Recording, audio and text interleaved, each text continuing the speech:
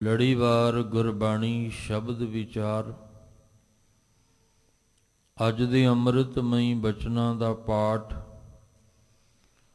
ਭਾਈ ਸਾਹਿਬ ਜੀ ਪਾਸੋਂ ਬੜੇ ਪਿਆਰ ਸਤਿਕਾਰ ਨਾਲ ਸਰਵਨ ਕੀਤਾ। ਪਵਿੱਤਰ ਬਾਣੀ ਅੱਜ ਦੇ ਪਾਵਨ ਸ਼ਬਦ ਦੀ ਵਿਚਾਰ ਨਾਲ ਸਾਂਝ ਪਾਉਣ ਵਾਸਤੇ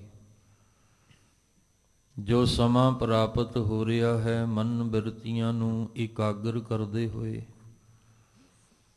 ਨਿਮਾਣੇ ਜੇ ਹੋ ਕੇ ਚਵਰ ਛਤਰ ਤਖਤ ਦੇ ਮਾਲਕ ਧੰਨ ਗੁਰੂ ਗ੍ਰੰਥ ਸਾਹਿਬ ਮਹਾਰਾਜ ਜੀ ਦੇ ਪਾਵਨ ਚਰਨਾਂ ਵਿੱਚ ਜੁੜਨ ਦਾ ਯਤਨ ਕਰੀਏ। ਅੱਜ ਦੇ ਸ਼ਬਦ ਰਾਹੀਂ ਸਤਿਗੁਰੂ ਜੀ ਜੋ ਸਾਨੂੰ ਮਨੁੱਖੀ ਦੁਨਿਆਵੀ ਜੀਵਾਂ ਨੂੰ ਸਮਝਾਉਣਾ ਚਾਹੁੰਦੇ ਨੇ, ਇੱਕ ਮਨ ਇੱਕ ਚਿੱਤ ਹੋ ਕੇ ਸਮਝਣ ਦਾ ਯਤਨ ਕਰੀਏ ਜੀ। ਵਾਹਿਗੁਰੂ ਸਾਹਿਬ ਜੀ। ਸ੍ਰੀ ਰਾਗ ਮਹੱਲਾ ਪਹਿਲਾ। ਹਰ ਜੀਉ ਤੂੰ ਕਰਤਾ ਕਰਤਾਰ, ਜਿਉ ਭਾਵੈ ਤਿਉ ਰਾਖ ਤੂੰ। ਹਰ ਨਾਮ ਮਿਲੈ ਆਚਾਰ, ਰਹਾਉ। ਆਪ ਜੀ ਰੋਜ਼ਾਨਾ ਇਸ ਅਸਥਾਨ ਤੋਂ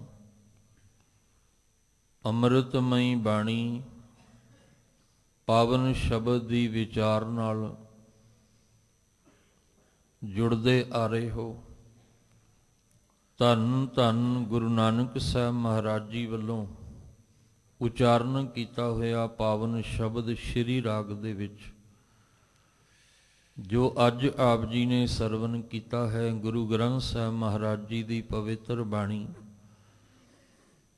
ਪਾਵਨ ਅੰਗ 54 ਦੇ ਉੱਪਰ ਸੁਭਾਏਮਾਨ ਹੈ। ਸ਼ਬਦ ਦਾ ਕੇਂਦਰੀ ਭਾਵ ਰਹਾਉ ਵਾਲੀ ਪੰਕਤੀ ਜੋ ਆਪ ਜੀ ਨੇ ਸਰਵਨ ਕੀਤੀ, ਗੁਰੂ ਨਾਨਕ ਸਾਹਿਬ ਮਹਾਰਾਜ ਜੀ ਕਿਰਪਾ ਕਰਦੇ ਨੇ। ਹਰ ਜੀਉ ਤੂੰ ਕਰਤਾ ਕਰਤਾਰ। ਹੇ ਮੇਰੇ ਵਾਹਿਗੁਰੂ ਅਕਾਲ ਪੁਰਖ ਪਰਮੇਸ਼ਵਰ ਜੀ, ਤੂੰ ਹੀ ਸਾਰੇ ਸੰਸਾਰ ਦਾ ਕਰਤਾ ਹੈ ਤੇ ਕਰਤਾਰ ਹੈ। ਸਾਰੀ ਸ੍ਰਿਸ਼ਟੀ ਨੂੰ ਰਚਣ ਵਾਲਾ ਆਪ ਪਰਮੇਸ਼ਵਰ, ਔਰ ਸਾਰੀ ਸ੍ਰਿਸ਼ਟੀ ਦੇ ਵਿੱਚ ਹਰ ਇੱਕ ਜੀਆਂ ਦੇ ਅੰਦਰ ਸਮਾ ਜਾਣ ਵਾਲਾ ਵੀ ਉਹ ਆਪ ਪਰਮੇਸ਼ਵਰ ਕਰਤਾ ਪੁਰਖ। ਉਹ ਜੋ ਅਕਾਲ ਪੁਰਖ ਹੈ ਉਹ ਸਾਰੀ ਸ੍ਰਿਸ਼ਟੀ ਦਾ ਕਰਤਾ ਵੀ ਹੈ ਔਰ ਸਾਰੇ ਜੀਆਂ ਦੇ ਵਿੱਚ ਸਮਾ ਜਾਣ ਵਾਲਾ ਵੀ ਹੈ। ਸਾਡੀ ਇੱਕ ਬੇਨਤੀ ਹੈ ਉਸ ਅਕਾਲ ਪੁਰਖ ਵਾਹਿਗੁਰੂ ਜੀ ਅੱਗੇ ਕਿ ਜਿਵੇਂ ਤੁਹਾਨੂੰ ਭਾਉਂਦਾ ਹੈ, ਚੰਗਾ ਲੱਗਦਾ ਹੈ, ਉਵੇਂ ਤੁਸੀਂ ਸਾਨੂੰ ਰੱਖ ਲਓ। ਤੁਹਾਡੇ ਨਾਮ ਦੇ ਸਦਕੇ ਅਸੀਂ ਕਰਨੀ ਔਰ ਕਥਨੀ ਦੇ ਇੱਕ ਹੋ ਜਾਈਏ। ਸਾਡੀ ਸੋਚ ਉੱਚੀ ਹੋ ਜਾਏ, ਸਾਡਾ ਆਚਰਣ ਜਿਹੜਾ ਹੈ ਇਹ ਚੰਗਾ ਹੋ ਜਾਏ, ਕਿਉਂਕਿ ਹਰ ਪਾਸੇ ਤੁਸੀਂ ਆਪ ਹੀ ਵਰਤ ਰਹੇ ਹੋ। ਜਾਂ ਇਸ ਤਰ੍ਹਾਂ ਕਹਿ ਲਵਾਂ ਕਿ ਇਹ ਸ਼ਬਦ ਨੂੰ ਸਮਝਣ ਲਈ ਇੱਕ ਅਵਸਥਾ ਚਾਹੀਦੀ ਹੈ ਜਿੱਥੇ ਮੈਂ ਨਾ ਹੋਵੇ, ਸਿਰਫ ਤੂੰ ਹੀ ਤੂੰ ਦੀ ਅਵਸਥਾ ਹੋਵੇ। ਇਹ ਸ਼ਬਦ ਹਰ ਇੱਕ ਦੇ ਉੱਪਰ ਨਹੀਂ ਢੁਕਦਾ ਔਰ ਅਸੀਂ ਇਹਨੂੰ ਸਮਝ ਕੇ ਉਸ ਅਵਸਥਾ ਤੱਕ ਪਹੁੰਚਣਾ ਹੈ ਜਿੱਥੇ ਮੈਂ ਦੀ ਆਵਾਜ਼ ਨਿਕਲਦੀ ਨਹੀਂ, ਜਿੱਥੇ ਹਉਮੈ ਦੀ ਆਵਾਜ਼ ਆਉਂਦੀ ਹੋਈ ਨਹੀਂ, ਜਿੱਥੇ ਹਉ ਹਉ ਦੀ ਆਵਾਜ਼ ਜਿਹੜੀ ਆ ਉਹ ਸੁਣਾਈ ਨਹੀਂ ਦਿੰਦੀ। ਇਹ ਉਹ ਅਵਸਥਾ ਹੈ ਜਿੱਥੇ ਸਿਰਫ ਤੂੰ ਹੀ ਤੂੰ, ਤੂੰ ਹੀ ਤੂੰ, ਤੂੰ ਹੀ ਤੂੰ ਦੀ ਆਵਾਜ਼ ਸੁਣਾਈ ਦਿੰਦੀ ਹੈ। ਇੱਥੇ ਕੋਈ ਬੁਰਾਈ ਨਹੀਂ, ਕੋਈ ਪਾਪ ਨਹੀਂ, ਕੋਈ ਵਿਕਾਰ ਨਹੀਂ, ਕਿਸੇ ਪ੍ਰਕਾਰ ਦੀ ਨਫ਼ਰਤ ਨਹੀਂ, ਈਰਖਾ ਨਹੀਂ, ਕਿਸੇ ਨਾਲ ਕਿਸੇ ਪ੍ਰਕਾਰ ਦਾ ਵਿਤਕਰਾ ਨਹੀਂ। ਜਦੋਂ ਇਹ ਹਰ ਕੋਈ ਇਸ ਅਵਸਥਾ ਦੇ ਵਿੱਚ ਪਹੁੰਚ ਜਾਏਗਾ ਔਰ ਅਰਦਾਸ ਕਰੇਗਾ ਵੀ ਮਾਲਕ ਜੀ ਜਿਵੇਂ ਤੁਹਾਨੂੰ ਭਾਉਂਦਾ ਹੈ ਤਿਵੇਂ ਤੁਸੀਂ ਰੱਖ ਲਓ, ਕਿਉਂਕਿ ਮੈਂ ਹਉਮੈ ਦੇ ਵਿੱਚ ਪੈ ਕੇ ਜਿਵੇਂ ਆਪਣੀ ਜ਼ਿੰਦਗੀ ਨੂੰ ਜਿਉਣਾ ਚਾਹੁੰਦਾ ਸੀ ਮੈਂ ਜੀ ਕੇ ਵੇਖ ਲਿਆ। ਮੇਰੇ ਜੀਵਨ ਵਿੱਚ ਦੁੱਖ ਰੋਗ ਕਲਾ ਕਲੇਸ਼ ਤੋਂ ਸਿਵਾ ਕੁਛ ਵੀ ਨਹੀਂ। ਮੇਰੇ ਜੀਵਨ ਦੇ ਅੰਦਰ ਭਟਕਣਾ ਤੋਂ ਸਿਵਾਏ ਹੋਰ ਕੁਛ ਵੀ ਨਹੀਂ। ਇਸ ਲਈ ਮੈਂ ਹਉਮੈ ਨੂੰ ਤਿਆਗ ਕੇ ਹੁਣ ਤੁਹਾਡੇ ਅਨੁਸਾਰ ਜੀਵਨ ਜਿਉਣਾ ਚਾਹੁੰਦਾ। ਇਹ ਅਰਦਾਸ ਹੋਵੇਗੀ ਉਦੋਂ, ਅਸਾਂ ਜੋਰ ਨਾਹੀਂ ਜੇ ਕਿਛ ਕਰ ਹਮ ਸਾਕੈ ਜਿਉ ਭਾਵੈ ਤਿਵੇਂ ਬਖਸ਼। ਮਾਲਕ ਜੀ ਇੱਕ ਸਮਾਂ ਸੀ, ਇੱਕ ਟਾਈਮ ਸੀ ਜ਼ਿੰਦਗੀ 'ਚ, ਜਦੋਂ ਇਹ ਆਵਾਜ਼ਾਂ ਅੰਦਰੋਂ ਨਿਕਲਦੀਆਂ ਸੀ ਕਿ ਮੈਂ ਹਾਂ, ਮੇਰੇ ਵਿੱਚ ਬੜਾ ਜ਼ੋਰ ਹੈ, ਮੈਂ ਆਪਣੀ ਪਾਵਰ ਨਾਲ ਤਾਕਤ ਨਾਲ ਕੁਛ ਵੀ ਕਰ ਸਕਦਾ ਹਾਂ। ਪਰ ਅੱਜ ਸਮਝ ਵਿੱਚ ਆਈ ਕਿ ਨਹੀਂ, ਇਹ ਭੁਲੇਖਾ ਸੀ ਮੇਰਾ। ਇਹਦੇ ਨਾਲ ਜੀਵਨ ਨੂੰ ਸਵਾਰਿਆ ਨਹੀਂ ਜਾ ਸਕਦਾ, ਜੀਵਨ ਨੂੰ ਲੇਖੇ ਨਹੀਂ ਲਾਇਆ ਜਾ ਸਕਦਾ। ਇਹ ਮੇਰੀ ਕਰਦਿਆਂ ਆਪਣਾ ਜਨਮ ਗਵਾ ਸਕਦੇ ਹਾਂ ਪਰ ਸਵਾਰ ਨਹੀਂ ਸਕਦੇ। ਇਸ ਵਾਸਤੇ ਕੁਝ ਜ਼ਿੰਦਗੀ ਦੇ ਮੋੜ ਐਸੇ ਆ ਜਾਂਦੇ ਆ ਜਿੱਥੇ ਸਮਝ ਆਉਂਦੀ ਹੈ ਕਿ ਸਾਡਾ ਜ਼ੋਰ ਨਹੀਂ, ਸਾਡਾ ਵਸ ਨਹੀਂ ਚੱਲਣਾ। ਉੱਥੇ ਆ ਕੇ ਹਉਮੈ ਦਾ ਨਾਸ਼ ਹੈ, ਉੱਥੇ ਆ ਕੇ ਹੰਕਾਰ ਦਾ ਖਾਤਮਾ ਹੈ। ਤੇ ਜਿੱਥੇ ਹੰਕਾਰ ਨਾਸ਼ ਹੋਏਗਾ, ਜਿੱਥੇ ਹਉਮੈ ਦਾ ਨਾਸ਼ ਹੋਏਗਾ, ਉੱਥੇ ਹੀ ਅਰਦਾਸ ਹੋਏਗੀ ਕਿ ਅਸਾਂ ਜ਼ੋਰ ਨਹੀਂ, ਮੇਰੇ 'ਚ ਕੋਈ ਜ਼ੋਰ ਨਹੀਂ, ਜਿਵੇਂ ਤੁਹਾਨੂੰ ਭਾਉਂਦਾ ਹੈ ਤਿਵੇਂ ਤੁਸੀਂ ਰੱਖ ਲਓ, ਮੈਂ ਤੇ ਸਿਰਫ ਤੁਹਾਡੀ ਸ਼ਰਨ ਵਿੱਚ ਆਇਆ।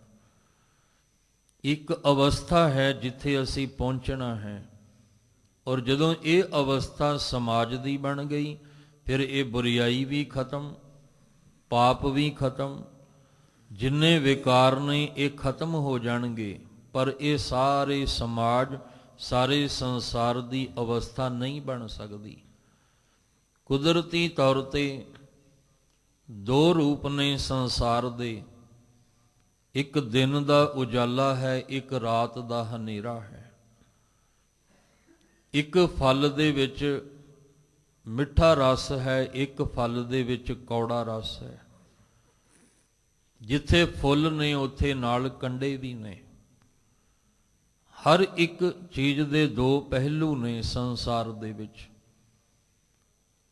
ਤੇ ਇੱਕ ਦੂਜੇ ਨੂੰ ਸਮਝਣ ਵਾਸਤੇ ਦੋਵਾਂ ਦਾ ਹੋਣਾ ਵੀ ਜ਼ਰੂਰੀ ਹੈ। ਮਨਮੁਖ ਦੀ ਕੀ ਅਵਸਥਾ ਹੈ, ਇਹ ਗੁਰਮੁਖ ਨੂੰ ਵੇਖ ਕੇ ਸਮਝ ਆਏਗੀ। ਗੁਰਮੁਖ ਦੀ ਕੀ ਅਵਸਥਾ ਹੈ, ਇਹ ਮਨਮੁਖ ਨੂੰ ਵੇਖ ਕੇ ਸਮਝ ਆਏਗੀ। ਅਸੀਂ ਕਹਿ ਸਕਦੇ ਹਾਂ ਵੀ ਆਹ ਮਨਮੁਖ ਹੈ ਤੇ ਆਹ ਗੁਰਮੁਖ ਹੈ। ਅਸਲ ਨਕਲ ਦੋਵੇਂ ਹੋਣਗੇ ਤਾਂ ਪਤਾ ਲੱਗਣਾ ਵੀ ਇਹ ਅਸਲ ਹੈ ਤੇ ਇਹ ਨਕਲ ਹੈ। ਜੇ ਹੁਣ ਰਾਤ ਹੋਵੇ, ਦਿਨ ਚੜ੍ਹੇ ਹੀ ਕੋਈ ਨਾ, ਫਿਰ ਕਿਵੇਂ ਪਤਾ ਲੱਗੇਗਾ ਦਿਨ ਕਿੱਦਾਂ ਦਾ ਹੁੰਦਾ ਹੈ? ਰਾਤ ਦੇ ਹਨੇਰੇ ਨੂੰ ਸਮਝਣ ਵਾਸਤੇ ਦਿਨ ਦਾ ਉਜਾਲਾ ਵੀ ਚਾਹੀਦਾ ਹੈ, ਤੇ ਦਿਨ ਨੂੰ ਸਮਝਣ ਵਾਸਤੇ ਰਾਤ ਦਾ ਹਨੇਰਾ ਵੀ ਹੈ।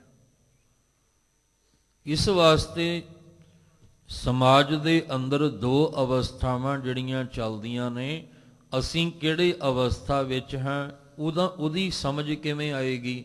ਗੁਰਬਾਣੀ ਦੇ ਰਾਹੀਂ, ਗੁਰਬਾਣੀ ਦੀ ਰੋਸ਼ਨੀ ਵਿੱਚ, ਗੁਰਬਾਣੀ ਦੇ ਗਿਆਨ ਵਿੱਚ। ਤੇ ਜਦੋਂ ਪਤਾ ਲੱਗੇ ਵੀ ਮੈਂ ਜਿਸ ਰਸਤੇ ਉੱਤੇ ਤੁਰ ਰਿਹਾ ਇਹ ਗਲਤ ਹੈ, ਫਿਰ ਅਸੀਂ ਉੱਥੇ ਹੀ ਰੋਕ ਲਾ ਕੇ ਆਪਣੇ ਰਸਤੇ ਨੂੰ ਬਦਲਣ ਦਾ ਯਤਨ ਕਰਾਂਗੇ, ਆਪਣੀ ਸੋਚ ਬਦਲਾਂਗੇ, ਆਪਣੇ ਵਿਚਾਰ ਬਦਲਾਂਗੇ, ਆਪਣੀਆਂ ਆਦਤਾਂ ਬਦਲਾਂਗੇ ਵੀ ਨਹੀਂ ਹੁਣ ਤੱਕ ਮੈਂ ਜੋ ਕਰਦਾ ਆਇਆ ਗਲਤ ਹੈ। ਜੋ ਮੈਂ ਕੀਤਾ ਉਹ ਸਭ ਕੁਝ ਗਲਤ ਹੈ, ਪਰ ਅੱਜ ਤੋਂ ਬਾਅਦ ਮੈਂ ਕੁਝ ਗਲਤ ਨਹੀਂ ਕਰਨਾ। ਅੱਜ ਤੋਂ ਬਾਅਦ ਮੈਂ ਕੁਝ ਮਾੜਾ ਨਹੀਂ ਕਰਨਾ। ਜਦੋਂ ਸਮਝ ਆਏਗੀ ਉਦੋਂ। ਤੇ ਕਈਆਂ ਦੀ ਸਾਰੀ ਜ਼ਿੰਦਗੀ ਲੰਘ ਜਾਂਦੀ ਹੈ, ਸਮਝ ਨਹੀਂ ਆਉਂਦੀ। ਕਈ ਆਪਣੀ ਜ਼ਿੰਦਗੀ ਦਾ ਮੂਲ ਗਵਾ ਕੇ ਚਲੇ ਜਾਂਦੇ ਆ, ਪਤਾ ਹੀ ਨਹੀਂ ਲੱਗਦਾ। ਪਰ ਜਿਨ੍ਹਾਂ ਨੂੰ ਪਤਾ ਲੱਗਾ ਉਹ ਆਪਣੀ ਜ਼ਿੰਦਗੀ ਦਾ ਮੂਲ ਸੰਭਾਲ ਕੇ ਉਹ ਆਪਣੇ ਜੀਵਨ ਦਾ ਲਾਹਾ ਲੈ ਜਾਂਦੇ ਆ। ਇਹ ਦੋਵੇਂ ਚੀਜ਼ਾਂ ਨੂੰ ਸਮਝਾਉਣ ਲਈ ਗੁਰਬਾਣੀ ਦਾ ਆਸਰਾ ਦਿੱਤਾ ਹੈ। ਇਹਦੇ ਵਿੱਚ ਮਨਮੁਖ ਦੀ ਵੀ ਅਵਸਥਾ ਦੱਸੀ ਹੈ, ਗੁਰਮੁਖ ਦੀ ਵੀ, ਕਿ ਅਸੀਂ ਕਿਸ ਰਾਹ ਤੁਰ ਰਹੇ ਹਾਂ ਤੇ ਸਾਨੂੰ ਤੁਰਨਾ ਕਿਸ ਰਾਹ ਚਾਹੀਦਾ ਹੈ। ਇੱਕ ਦਿਨ ਜ਼ਿਕਰ ਕੀਤਾ ਸੀ ਕਿ ਗੁਰਬਾਣੀ ਵਿੱਚ ਸਾਨੂੰ ਸਾਡਾ ਚਰਿੱਤਰ ਨਜ਼ਰ ਆਏਗਾ, ਸਾਡਾ ਆਚਰਣ ਨਜ਼ਰ ਆਏਗਾ, ਸਾਡਾ ਕਰੈਕਟਰ ਨਜ਼ਰ ਆਏਗਾ ਵੀ ਗੁਰਬਾਣੀ ਕੀ ਹੈ ਤੇ ਅਸੀਂ ਕਿੱਥੇ ਤੁਰੇ ਹੋਏ ਹਾਂ। ਜਦੋਂ ਹਜੇ ਤਾਂ ਸਾਨੂੰ ਬਾਹਰ ਦਾ ਸਰੂਪ ਹੀ ਨਜ਼ਰ ਆ ਰਿਹਾ ਹੈ, ਹਜੇ ਤਾਂ ਆ ਹੱਡ ਚੰਮ ਦਾ ਬਣਿਆ ਸਰੀਰ ਹੀ ਨਜ਼ਰ ਆ ਰਿਹਾ ਹੈ, ਪਰ ਜਿੱਦਣ ਸਾਨੂੰ ਆਪਣਾ ਆਚਰਣ ਨਜ਼ਰ ਆ ਜਾਏਗਾ ਉਸ ਦਿਨ ਅਸੀਂ ਰਸਤਾ ਬਦਲ ਲਾਂਗੇ। ਉਸ ਦਿਨ ਸੋਚ ਵਿਚਾਰ ਸਾਡੀ ਬਦਲ ਜਾਏਗੀ। ਇਸ ਲਈ ਸਾਹਿਬ ਜੀ ਕਹਿੰਦੇ ਆ ਕਿ ਇਹ ਇੱਕ ਅਵਸਥਾ ਹੈ ਜਿੱਥੇ ਅਸੀਂ ਪਹੁੰਚ ਕੇ ਮੈਂ ਦੀ ਬੋਲੀ ਨਹੀਂ ਬੋਲਣੀ। ਜਿੱਥੇ ਦੇਖਣਾ ਵੀ ਉਹ ਆਪ ਹੀ ਸਭ ਪਾਸੇ ਵਰਤ ਰਿਹਾ। ਪਰ ਇਹ ਵਿਰਲਿਆਂ ਦੀ ਅਵਸਥਾ ਹੈ, ਸਾਰਿਆਂ ਦੀ ਅਵਸਥਾ ਨਹੀਂ। ਇਹ ਵਿਰਲੇ ਨੇ ਜਿਹੜੇ ਇਸ ਅਵਸਥਾ ਵਿੱਚ ਪਹੁੰਚੇ ਆ। ਜਿਵੇਂ ਕਬੀਰ ਸਾਹਿਬ ਜੀ ਨੇ ਆਖਿਆ, ਕਬੀਰ ਸਾਹਿਬ ਕਹਿੰਦੇ, ਕਬੀਰ ਤੂੰ ਕਰਤਾ ਤੂੰ ਹੁਆ, ਮੁਝ ਮੈਂ ਰਹਾ ਨਾ ਹੂ। ਕਹਿੰਦੇ ਮੇਰੇ ਵਿੱਚ ਹੁਣ ਹਉਮੈ ਦੀ ਬੋਲੀ ਰਹੀ ਕੋਈ, ਮੈਂ ਦੀ ਆਵਾਜ਼ ਅੰਦਰੋਂ ਨਿਕਲਦੀ ਨਹੀਂ। ਮੈਂ ਆ ਹਾਂ, ਮੇਰੇ 'ਚ ਆਹ ਗੁਣ ਨੇ, ਮੈਂ ਇਸ ਤਰ੍ਹਾਂ ਦਾ ਹਾਂ, ਮੈਂ ਆਹ ਕਰ ਸਕਦਾ, ਮੈਂ ਇਹ ਕੀਤਾ ਹੈ। ਹੁਣ ਉਹ ਹੂੰ ਅੰਦਰੋਂ ਹਉਮੈ ਦੀ ਬੋਲੀ ਨਿਕਲਦੀ ਨਹੀਂ, ਹਉਮੈ ਦੀ ਆਵਾਜ਼ ਅੰਦਰੋਂ ਨਿਕਲਦੀ ਨਹੀਂ, ਕਿਉਂਕਿ ਉਹਦੇ ਵਿੱਚ ਸਮਾ ਕੇ ਤੂੰ ਹੀ ਤੂੰ ਦਾ ਰੂਪ ਬਣ ਗਿਆ। ਜਬ ਆਪਾ ਫਿਰਕਾ ਮਿਟ ਗਿਆ, ਜਤ ਦੇਖੋ ਤਦ ਤੂੰ। ਹੁਣ ਆਪਾ ਮਿਟ ਗਿਆ, ਹੁਣ ਜਿੱਧਰ ਵੀ ਵੇਖਦਾ ਤੂੰ ਹੀ ਤੂੰ ਹੈ, ਤੂੰ ਹੀ ਤੂੰ ਹੈ। ਹੁਣ ਜਿੱਧਰ ਵੀ ਵੇਖਦਾ ਜੈ ਜੈ ਪੇਖੋਂ ਤੈਂ ਹਜੂਰ ਦੂਰ ਕਤੋ ਨ ਜਾਈ, ਰਵ ਰਹਿਆ ਸਰਬੱਤਰ ਮੈਂ ਮਨ ਸਦਾ ਧਿਆਈ। ਇਹ ਇੱਕ ਸਟੇਜ ਹੈ, ਇੱਕ ਅਵਸਥਾ ਹੈ ਜਿੱਥੇ ਅਸੀਂ ਨਿਤ ਦਾ ਨੇਮ ਦਾ ਅਭਿਆਸ ਕਰਕੇ ਪਹੁੰਚਣਾ ਹੈ। ਅਸੀਂ ਰੋਜ਼-ਰੋਜ਼ ਇੱਕ ਗੁਣ ਗ੍ਰਹਿਣ ਕਰਕੇ ਆਪਣੀ ਜ਼ਿੰਦਗੀ ਨੂੰ, ਜੀਵਨ ਨੂੰ ਬਦਲਣਾ ਹੈ, ਆਪਣੀ ਸੋਚ ਨੂੰ ਬਦਲਣਾ ਹੈ। ਪਰ ਇਹ ਵੀ ਕਹਿ ਦੇਵਾਂ ਕਿ ਕਈਆਂ ਦਾ ਸਾਰਾ ਜੀਵਨ ਹੀ ਬਾਣੀ ਪੜ੍ਹਦਿਆਂ ਸੁਣਦਿਆਂ ਲੰਘ ਜਾਂਦਾ ਹੈ, ਪਰ ਸੋਚ ਨਹੀਂ ਬਦਲਦੀ, ਆਦਤਾਂ ਨਹੀਂ ਬਦਲਦੀਆਂ। ਜੈਸੀਆਂ ਆਦਤਾਂ ਨੇ ਵੈਸੀਆਂ ਹੀ ਨੇ, ਜੈਸਾ ਸੁਭਾਅ ਹੈ ਵੈਸਾ ਹੀ ਹੈ। ਫਿਰ ਬਾਣੀ ਪੜ੍ਹੇ ਦਾ ਅਸਰ ਕੀ ਹੋਇਆ? ਅਸੀਂ ਤੇ ਇਸ ਲਈ ਬਾਣੀ ਪੜ੍ਹਨੀ ਸੀ, ਬਾਣੀ ਦਾ ਅਭਿਆਸ ਕਰਨਾ ਸੀ ਕਿ ਸਾਡਾ ਸੁਭਾਅ ਬਦਲ ਜਾਏ, ਸਾਡੀਆਂ ਆਦਤਾਂ ਬਦਲ ਜਾਣ, ਸਾਡੀ ਸੋਚ ਬਦਲ ਜਾਏ। ਬੜੀ ਵਾਰ ਆਪ ਜੀ ਨਾਲ ਸਾਂਝ ਪਾਈ ਹੈ ਕਿ ਗੁਰਬਾਣੀ ਨੇ ਸਾਡਾ ਚਿਹਰਾ ਨਹੀਂ ਬਦਲਣਾ, ਸਾਡਾ ਮੁਹਾਂਦਰਾ ਨਹੀਂ ਬਦਲਣਾ। ਜੋ ਪਰਮੇਸ਼ਵਰ ਨੇ ਬਣਾਇਆ ਉਵੇਂ ਹੀ ਰਹਿਣਾ ਹੈ। ਅੱਖਾਂ, ਨੱਕ, ਕੰਨ, ਮੂੰਹ ਉਸੇ ਤਰ੍ਹਾਂ ਹੀ ਰਹਿਣਾ ਹੈ। ਗੁਰਬਾਣੀ ਨੇ ਸਾਡਾ ਸੁਭਾਅ ਬਦਲਣਾ ਹੈ, ਗੁਰਬਾਣੀ ਨੇ ਸਾਡੀ ਸੋਚ ਬਦਲਣੀ ਹੈ, ਗੁਰਬਾਣੀ ਨੇ ਸਾਡਾ ਰਸਤਾ ਬਦਲਣਾ ਹੈ। ਤੇ ਜੇ ਗੁਰਬਾਣੀ ਪੜ੍ਹ ਸੁਣ ਕੇ ਵੀ ਸਾਰੀ ਜ਼ਿੰਦਗੀ ਉਸੇ ਰਾਹ ਉਹੀ ਸੋਚ ਲੈ ਕੇ ਚੱਲਦਾ ਰਿਹਾ, ਫਿਰ ਇਹਦਾ ਮਤਲਬ ਗੁਰਬਾਣੀ ਪੜ੍ਹੀ ਸੁਣੀ ਤਾਂ ਜ਼ਰੂਰ ਸੀ, ਪਰ ਉਹਦੇ ਤੇ ਅਮਲ ਨਹੀਂ ਕੀਤਾ। ਗੱਲ ਤੇ ਅਮਲ ਦੀ ਹੈ। ਤੇ ਗੁਰੂ ਸਾਹਿਬ ਨੇ ਗੱਲ ਕਲੀਅਰ ਕਰ ਦਿੱਤੀ, ਸ਼ੁਭ ਅਮਲਾਂ ਬਾਝੋਂ ਦੋਵੇਂ ਰੋਈ। ਭਾਵੇਂ ਕੋਈ ਵੀ ਹੋਵੇ, ਉਸ ਵੇਲੇ ਦੋ ਸੀ, ਹਿੰਦੂ ਵੱਡਾ ਕਿ ਮੁਸਲਮਾਨ ਹੋਈ। ਪਰ ਅੱਜ ਜਿੰਨੇ ਵੀ ਅਸੀਂ ਧਰਮ ਬਣਾ ਚੁੱਕੇ ਹਾਂ, ਜਿੰਨੀਆਂ ਵੰਡੀਆਂ ਧਰਮ ਦੇ ਨਾਂ ਤੇ ਪਾ ਚੁੱਕੇ ਹਾਂ, ਹਰ ਇੱਕ ਨੂੰ ਇਹ ਉਪਦੇਸ਼ ਹੈ ਗੁਰੂ ਸਾਹਿਬ ਦਾ ਕਿ ਧਿਆਨ ਰੱਖਿਓ, ਅਮਲ ਤੋਂ ਬਿਨਾਂ ਰੋਣਾ ਨਹੀਂ ਮੁੱਕਣਾ, ਅਮਲ ਕਰਨਾ ਪੈਣਾ ਹੈ। ਸਿੱਖਿਆ ਨੂੰ ਗ੍ਰਹਿਣ ਕਰਨਾ ਪੈਣਾ, ਜੋ ਸਮਝਾਇਆ ਜਾ ਰਿਹਾ ਉਹਨੂੰ ਸਮਝਣਾ ਪੈਣਾ। ਇਸ ਲਈ ਸਤਿਗੁਰੂ ਮਹਾਰਾਜ ਜੀ ਦੀ ਬਾਣੀ ਵਿੱਚ 15 ਭਗਤ ਜਿਹੜੇ ਉਸ ਮਾਲਕ ਵਿੱਚ ਲੀਨ ਹੋ ਕੇ ਤੂੰ ਹੀ ਤੂੰ, ਤੂੰ ਹੀ ਤੂੰ, ਤੂੰ ਹੀ ਤੂੰ ਦਾ ਰਸ ਆਨੰਦ ਅੰਦਰ ਮਾਣਦੇ ਨੇ।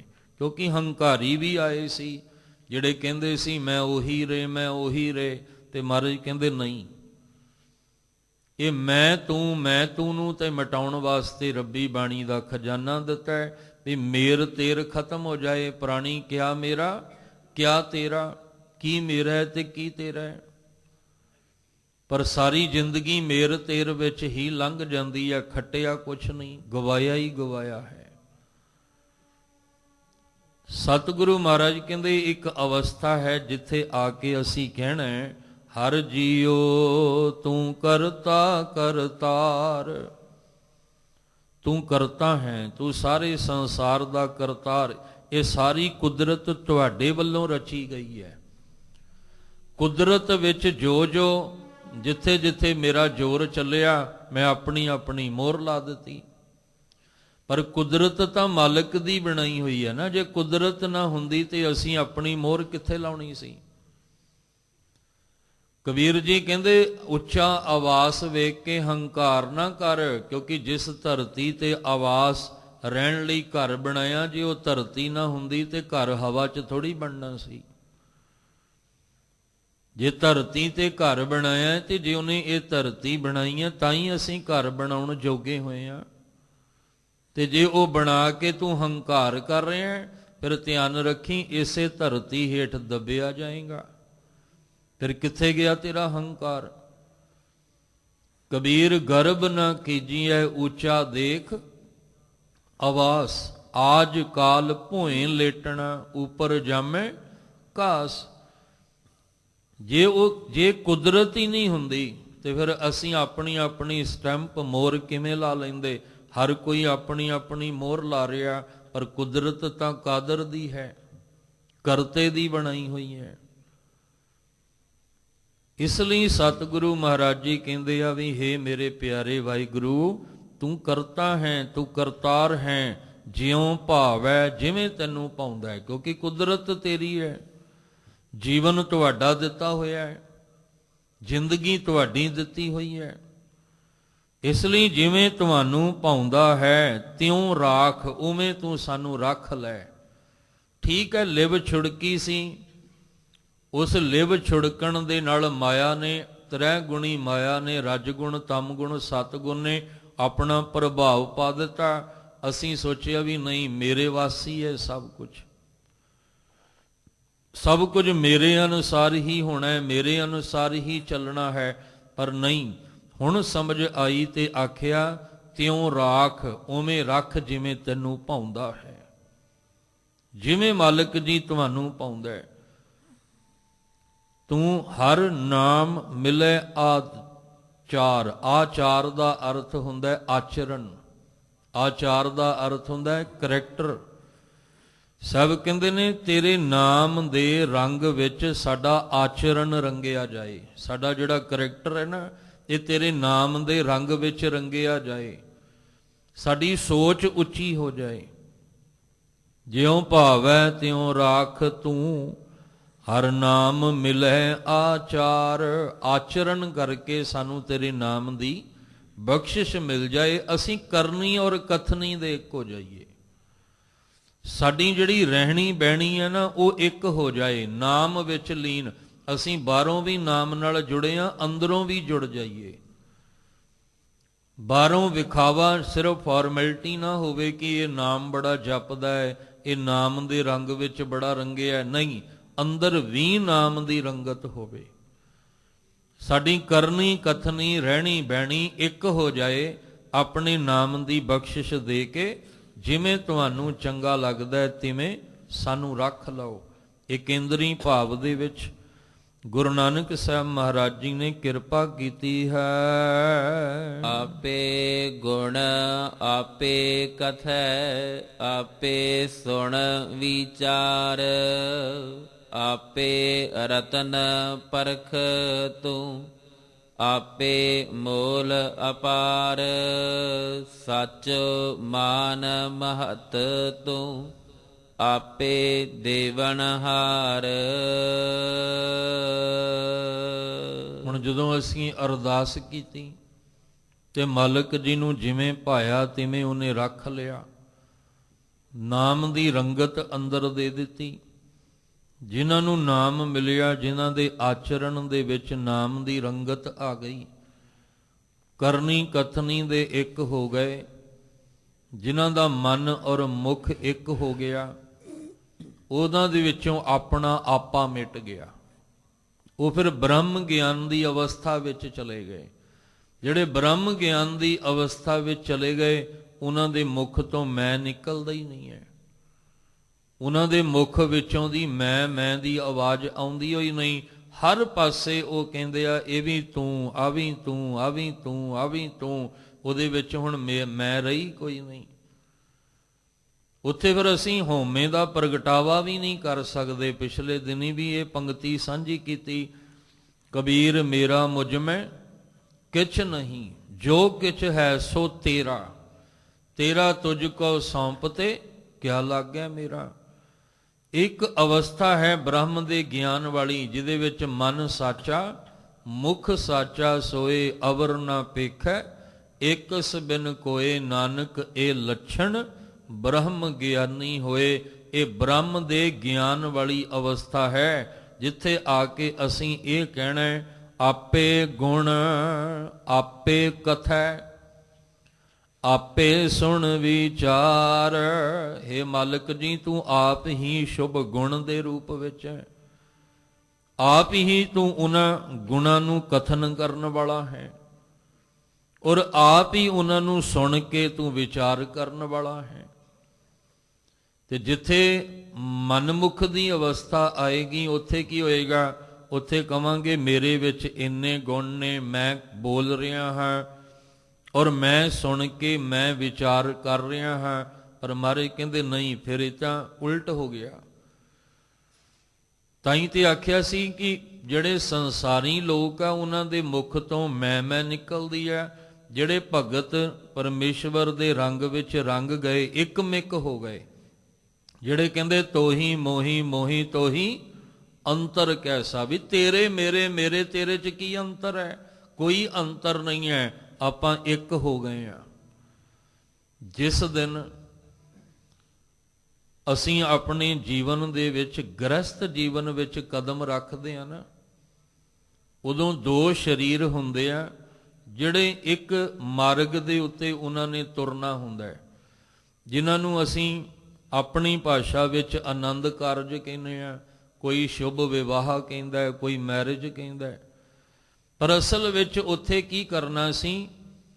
ਏਕ ਜੋਤ ਦੋਏ ਮੂਰਤੀ, ਧਨ ਪਿਰ ਕਹੀਐ ਸੋਏ। ਉਹ ਮੂਰਤ ਭਾਵੇਂ ਦੋ ਸੀ, ਪਰ ਅੰਦਰ ਦੀ ਜੋਤ ਇੱਕ ਹੋਣੀ ਚਾਹੀਦੀ ਸੀ। ਅੰਦਰ ਦੀ ਸੋਚ ਇੱਕ, ਅੰਦਰ ਦੇ ਖਿਆਲ ਇੱਕ, ਅੰਦਰ ਦੀ ਵਿਚਾਰ ਇੱਕ ਹੋਣੀ ਚਾਹੀਦੀ ਸੀ।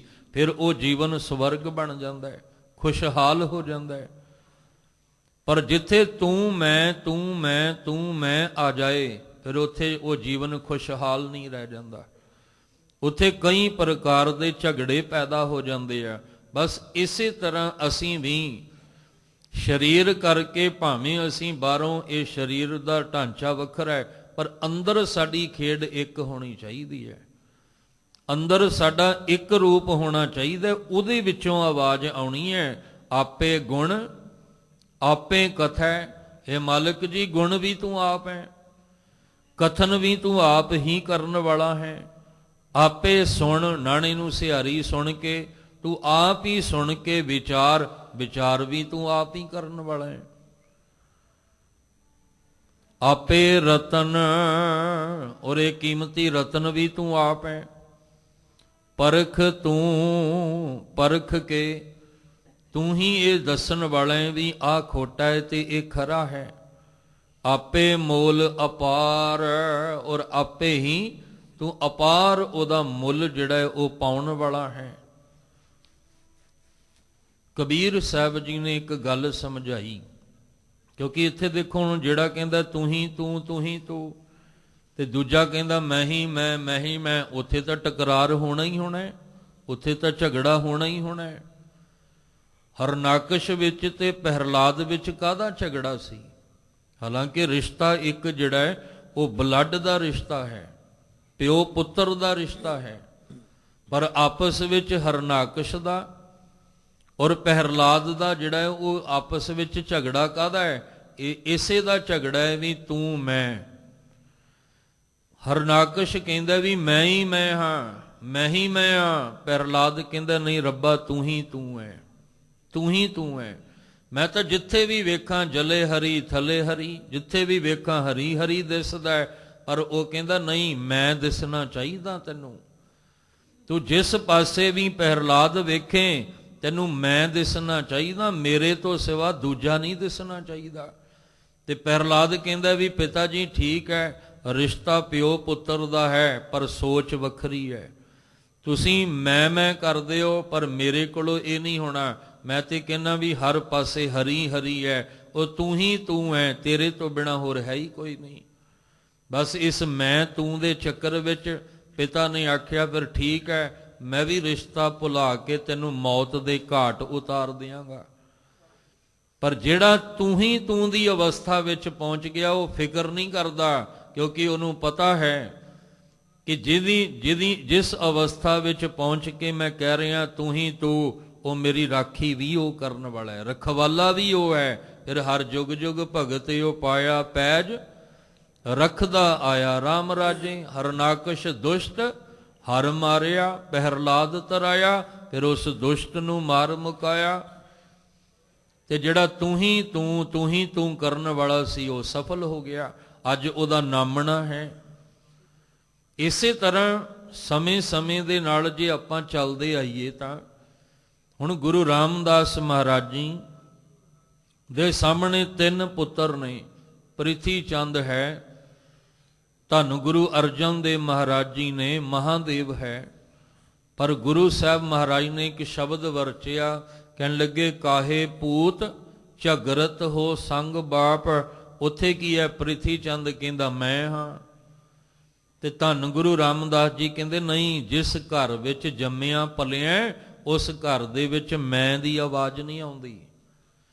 ਉਸ ਘਰ ਦੇ ਵਿੱਚ ਤਾਂ ਆਵਾਜ਼ ਆਉਂਦੀ ਹੈ, ਤੇਰਾ ਕੀਤਾ ਜਾਤੋਂ ਨਾਹੀ ਮੈਨੂੰ ਜੋਗ ਕੀ ਤੋਈ, ਮੈਂ ਨਿਰਗੁਣ ਆਰੇ ਕੋ ਗੁਣ ਨਾਹੀ ਆਪੇ ਤਰਸ ਪਇਓਈ। ਇਹ ਤੇਰੀ ਮੈਂ ਜਿਹੜੀ ਹੈ ਨਾ, ਇਹਦੇ ਨਾਲ ਸਾਡਾ ਮੇਲ ਨਹੀਂ ਹੋਣਾ। ਫਿਰ ਝਗੜਾ ਹੋ ਗਿਆ। ਪ੍ਰਿਥੀ ਚੰਦ ਝਗੜਾ ਕਰਦਾ ਹੈ, ਕ੍ਰੋਧ ਕਰਦਾ ਹੈ, ਵਿਰੋਧ ਕਰਦਾ ਹੈ। ਪਰ ਜਿਹੜਾ ਮੈਂ ਕਰਦਾ ਸੀ ਉਹ ਪ੍ਰਵਾਨ ਕੋਈ ਨਹੀਂ ਹੋਇਆ। ਧੱਕੇ ਨਾਲ ਪ੍ਰਵਾਨਗੀ ਲੈਣਾ ਚਾਹੁੰਦਾ ਸੀ ਕਿ ਮੈਂ ਗੁਰੂ ਹਾਂ, ਪਰ ਉਹਨੂੰ ਪ੍ਰਵਾਨ ਨਹੀਂ ਕੀਤਾ, ਕਿਉਂਕਿ ਅਸਲ ਵਿੱਚ ਰੱਬੀ ਜੋਤ ਤਾਂ ਧੰਨ ਗੁਰੂ ਅਰਜਨ ਦੇਵ ਮਹਾਰਾਜ ਉਸ ਜੋਤ ਦੇ ਮਾਲਕ ਨੇ। ਧੀਰ ਮਲ ਨੇ ਵੀ ਇਹੀ ਗੱਲ ਆਖੀ, ਪ੍ਰਵਾਨ ਨਹੀਂ ਹੋਇਆ। ਰਾਮ ਰਾਏ ਵੀ ਇਹੀ ਜ਼ੋਰ ਲਾਉਂਦਾ ਰਿਹਾ, ਪ੍ਰਵਾਨ ਨਹੀਂ ਹੋਇਆ।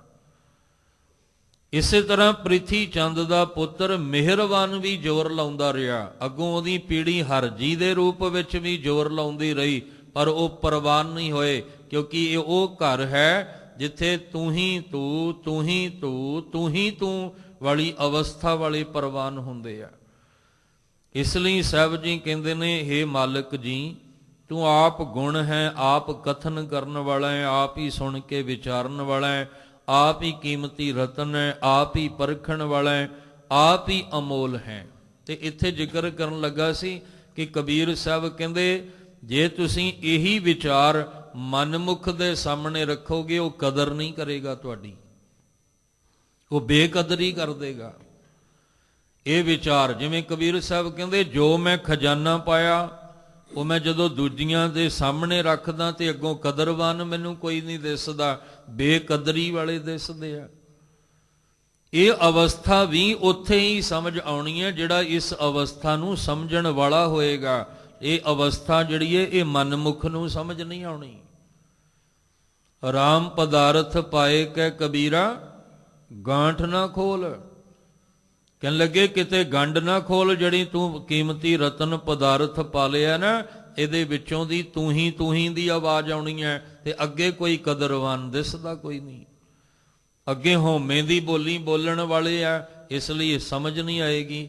ਇਹ ਸਮਝ ਵੀ ਉਹਨਾਂ ਨੂੰ ਆਏਗੀ ਜਿਹੜੇ ਨਾਮ ਦਾ ਰਸ ਲੈਂਦੇ ਆ, ਜਿਹੜੇ ਗੁਰੂ ਸਾਹਿਬ ਨੂੰ ਆਪਣਾ ਆਪ ਸਮਰਪਣ ਕਰਕੇ ਜੁੜਦੇ ਆ। ਹੇ ਅਕਾਲ ਪੁਰਖ ਵਾਹਿਗੁਰੂ ਜੀ, ਤੂੰ ਕਰਤਾ ਕਰਤਾਰ ਹੈ, ਇਹ ਸਾਰਾ ਕੁਝ ਤੇਰਾ ਹੀ ਇੱਕ ਰੂਪ ਹੈ।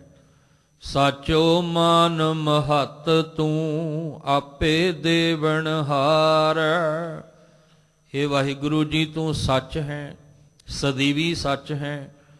ਤੂੰ ਮਾਣ ਹਰ ਇੱਕ ਨੂੰ ਸਤਿਕਾਰ ਇੱਜ਼ਤ ਦੇਣ ਵਾਲਾ ਹੈ, ਮਹੱਤ ਵਡਿਆਈ ਦੇਣ ਵਾਲਾ ਵੀ ਤੂੰ ਆਪ ਹੈ। ਸੱਚੀਆਂ ਵਡਿਆਈਆਂ, ਸੱਚਾ ਮਾਣ ਦੇਣ ਵਾਲਾ ਵੀ ਤੂੰ ਆਪ ਹੈ। ਆਪੇ ਦੇਵਨਹਾਰ, ਤੂੰ ਹੈ ਆਪ ਹੀ ਸੱਚ ਹੈ, ਆਪ ਹੀ ਵਡਿਆਈ ਹੈ, ਆਪ ਹੀ ਮਾਣ ਹੈ ਤੇ ਆਪ ਹੀ ਸਾਰਿਆਂ ਨੂੰ ਦੇਣ ਵਾਲਾ ਹੈ। ਜਦੋਂ ਵਡਿਆਈ ਦੀ ਗੱਲ, ਮਾਣ ਇੱਜ਼ਤ ਦੀ ਗੱਲ ਆਉਂਦੀ ਹੈ ਤੇ ਉਦੋਂ ਜ਼ਿਕਰ ਕੀਤਾ ਜਾਂਦਾ ਹੈ ਕਿ ਜਿਹੜੀ ਦੁਨੀਆ ਦੀਆਂ ਵਡਿਆਈਆਂ ਨੇ ਇਹ ਝੂਠੀਆਂ ਨੇ। ਜਿਹੜਾ ਦੁਨੀਆ ਦਾ ਮਾਣ ਹੈ ਇਹ ਝੂਠਾ ਹੈ। ਉਹੀ ਮਾਣ ਦੇਣ ਵਾਲੇ ਨੇ, ਉਹੀ ਬਾਅਦ ਵਿੱਚ ਮਾਣ ਵਾਪਸ ਲੈਣ ਵਾਲੇ ਨੇ। ਦੁਨੀਆ ਵਡਿਆਈ ਮੁੱਖ ਤੇ ਕਰਦੀ ਹੈ, ਪਰ ਮਾੜਾ ਜਿਹਾ ਮੁੱਖ ਘੁਮਾ ਕੇ ਵੇਖੋ, ਉਹੀ ਵਡਿਆਈ ਕਰਨ ਵਾਲੇ ਤੁਹਾਡੀ ਬੁਰਿਆਈ ਸ਼ੁਰੂ ਕਰ ਦਿੰਦੇ ਆ। ਮਾੜਾ ਜਿਹਾ ਮੁੱਖ ਘੁਮਾ ਕੇ ਵੇਖੋ, ਬਸ ਜਿਹੜੀ ਵਡਿਆਈ ਕਰਨ ਵਾਲੇ ਉਹੀ ਬੁਰਿਆਈ ਕਰਨੀ ਸ਼ੁਰੂ ਕਰ ਦਿੰਦੇ ਆ। ਸੱਚੀ ਵਡਿਆਈ ਤਾਂ ਆਪ ਪਰਮੇਸ਼ਵਰ ਦੇਣ ਵਾਲਾ ਹੈ। ਸੱਚਾ ਮਾਣ, ਸੱਚੀ ਇੱਜ਼ਤ ਇਹ ਉਹ ਮਾਲਕ ਆਪ ਦੇਣ ਵਾਲਾ ਹੈ। ਇਸ ਲਈ ਸਾਚੋ ਮਾਨ ਮਹੱਤ ਤੂੰ ਆਪੇ ਦੇਵਨਹਾਰ। ਤੂੰ ਆਪ ਹੀ ਵਾਹਿਗੁਰੂ ਜੀ ਸਾਰਿਆਂ ਨੂੰ ਸੱਚਾ ਮਾਣ, ਸੱਚੀ ਵਡਿਆਈ, ਸੱਚੀ ਇੱਜ਼ਤ, ਸੱਚਾ ਪਿਆਰ ਬਖਸ਼ਣ ਵਾਲਾ ਹੈ। ਆਪੇ ਹੀਰਾ ਨਿਰਮਲਾ, ਆਪੇ ਰੰਗ ਮਜੀਠ, ਆਪੇ ਮੋਤੀ ਉਜਲੋ, ਆਪੇ ਭਗਤ ਬਸੀਠ। ਗੁਰ ਕੈ ਸ਼ਬਦ ਸਲਾਹਣਾ, ਘਟ ਘਟ ਡੀਠ ਅਡੀਠ। ਰਹਾਉ ਵਾਲੀ ਪੰਗਤੀ ਨੂੰ ਲੈ ਕੇ ਚੱਲੀਏ। ਹਰ ਜੀਓ ਤੂੰ ਕਰਤਾ ਕਰਤਾਰ, ਇਸ ਵਿਚਾਰ ਨੂੰ ਲੈ ਕੇ ਚੱਲੀਏ। ਆਪੇ ਹੀਰਾ ਨਿਰਮਲਾ, ਪਵਿੱਤਰ ਹੀਰਾ, ਸਾਫ ਸੁਥਰਾ ਸੁੱਚਾ ਹੀਰਾ। ਹੀਰਾ ਕੀ ਹੈ? ਪਰਮੇਸ਼ਵਰ ਦਾ ਨਾਮ। ਨਾਮ ਦੇ ਰੂਪ ਵਿੱਚ ਨਿਰਮਲ ਹੀਰਾ ਵੀ ਤੂੰ ਆਪ ਹੀ ਹੈ। ਜਿਵੇਂ ਭਗਤ ਜਨ ਕਹਿੰਦੇ ਆ, ਕਹਿੰਦੇ ਨੇ ਆ ਦੁਨੀਆ ਦੇ ਹੀਰੇ ਜਿਹੜੇ ਆ ਇਹ ਤਾਂ ਅੰਦਰ ਪਵਿੱਤਰਤਾ ਨਹੀਂ, ਮੈਲ ਪੈਦਾ ਕਰਦੇ ਆ। ਇਹ ਮਨ ਵਿੱਚ ਖੋਟ ਪੈਦਾ ਕਰ ਦਿੰਦੇ ਆ। ਇਹ ਆਪਣਿਆਂ ਨੂੰ ਆਪਣਿਆਂ ਦਾ ਦੁਸ਼ਮਣ ਬਣਾ ਦਿੰਦੇ ਆ।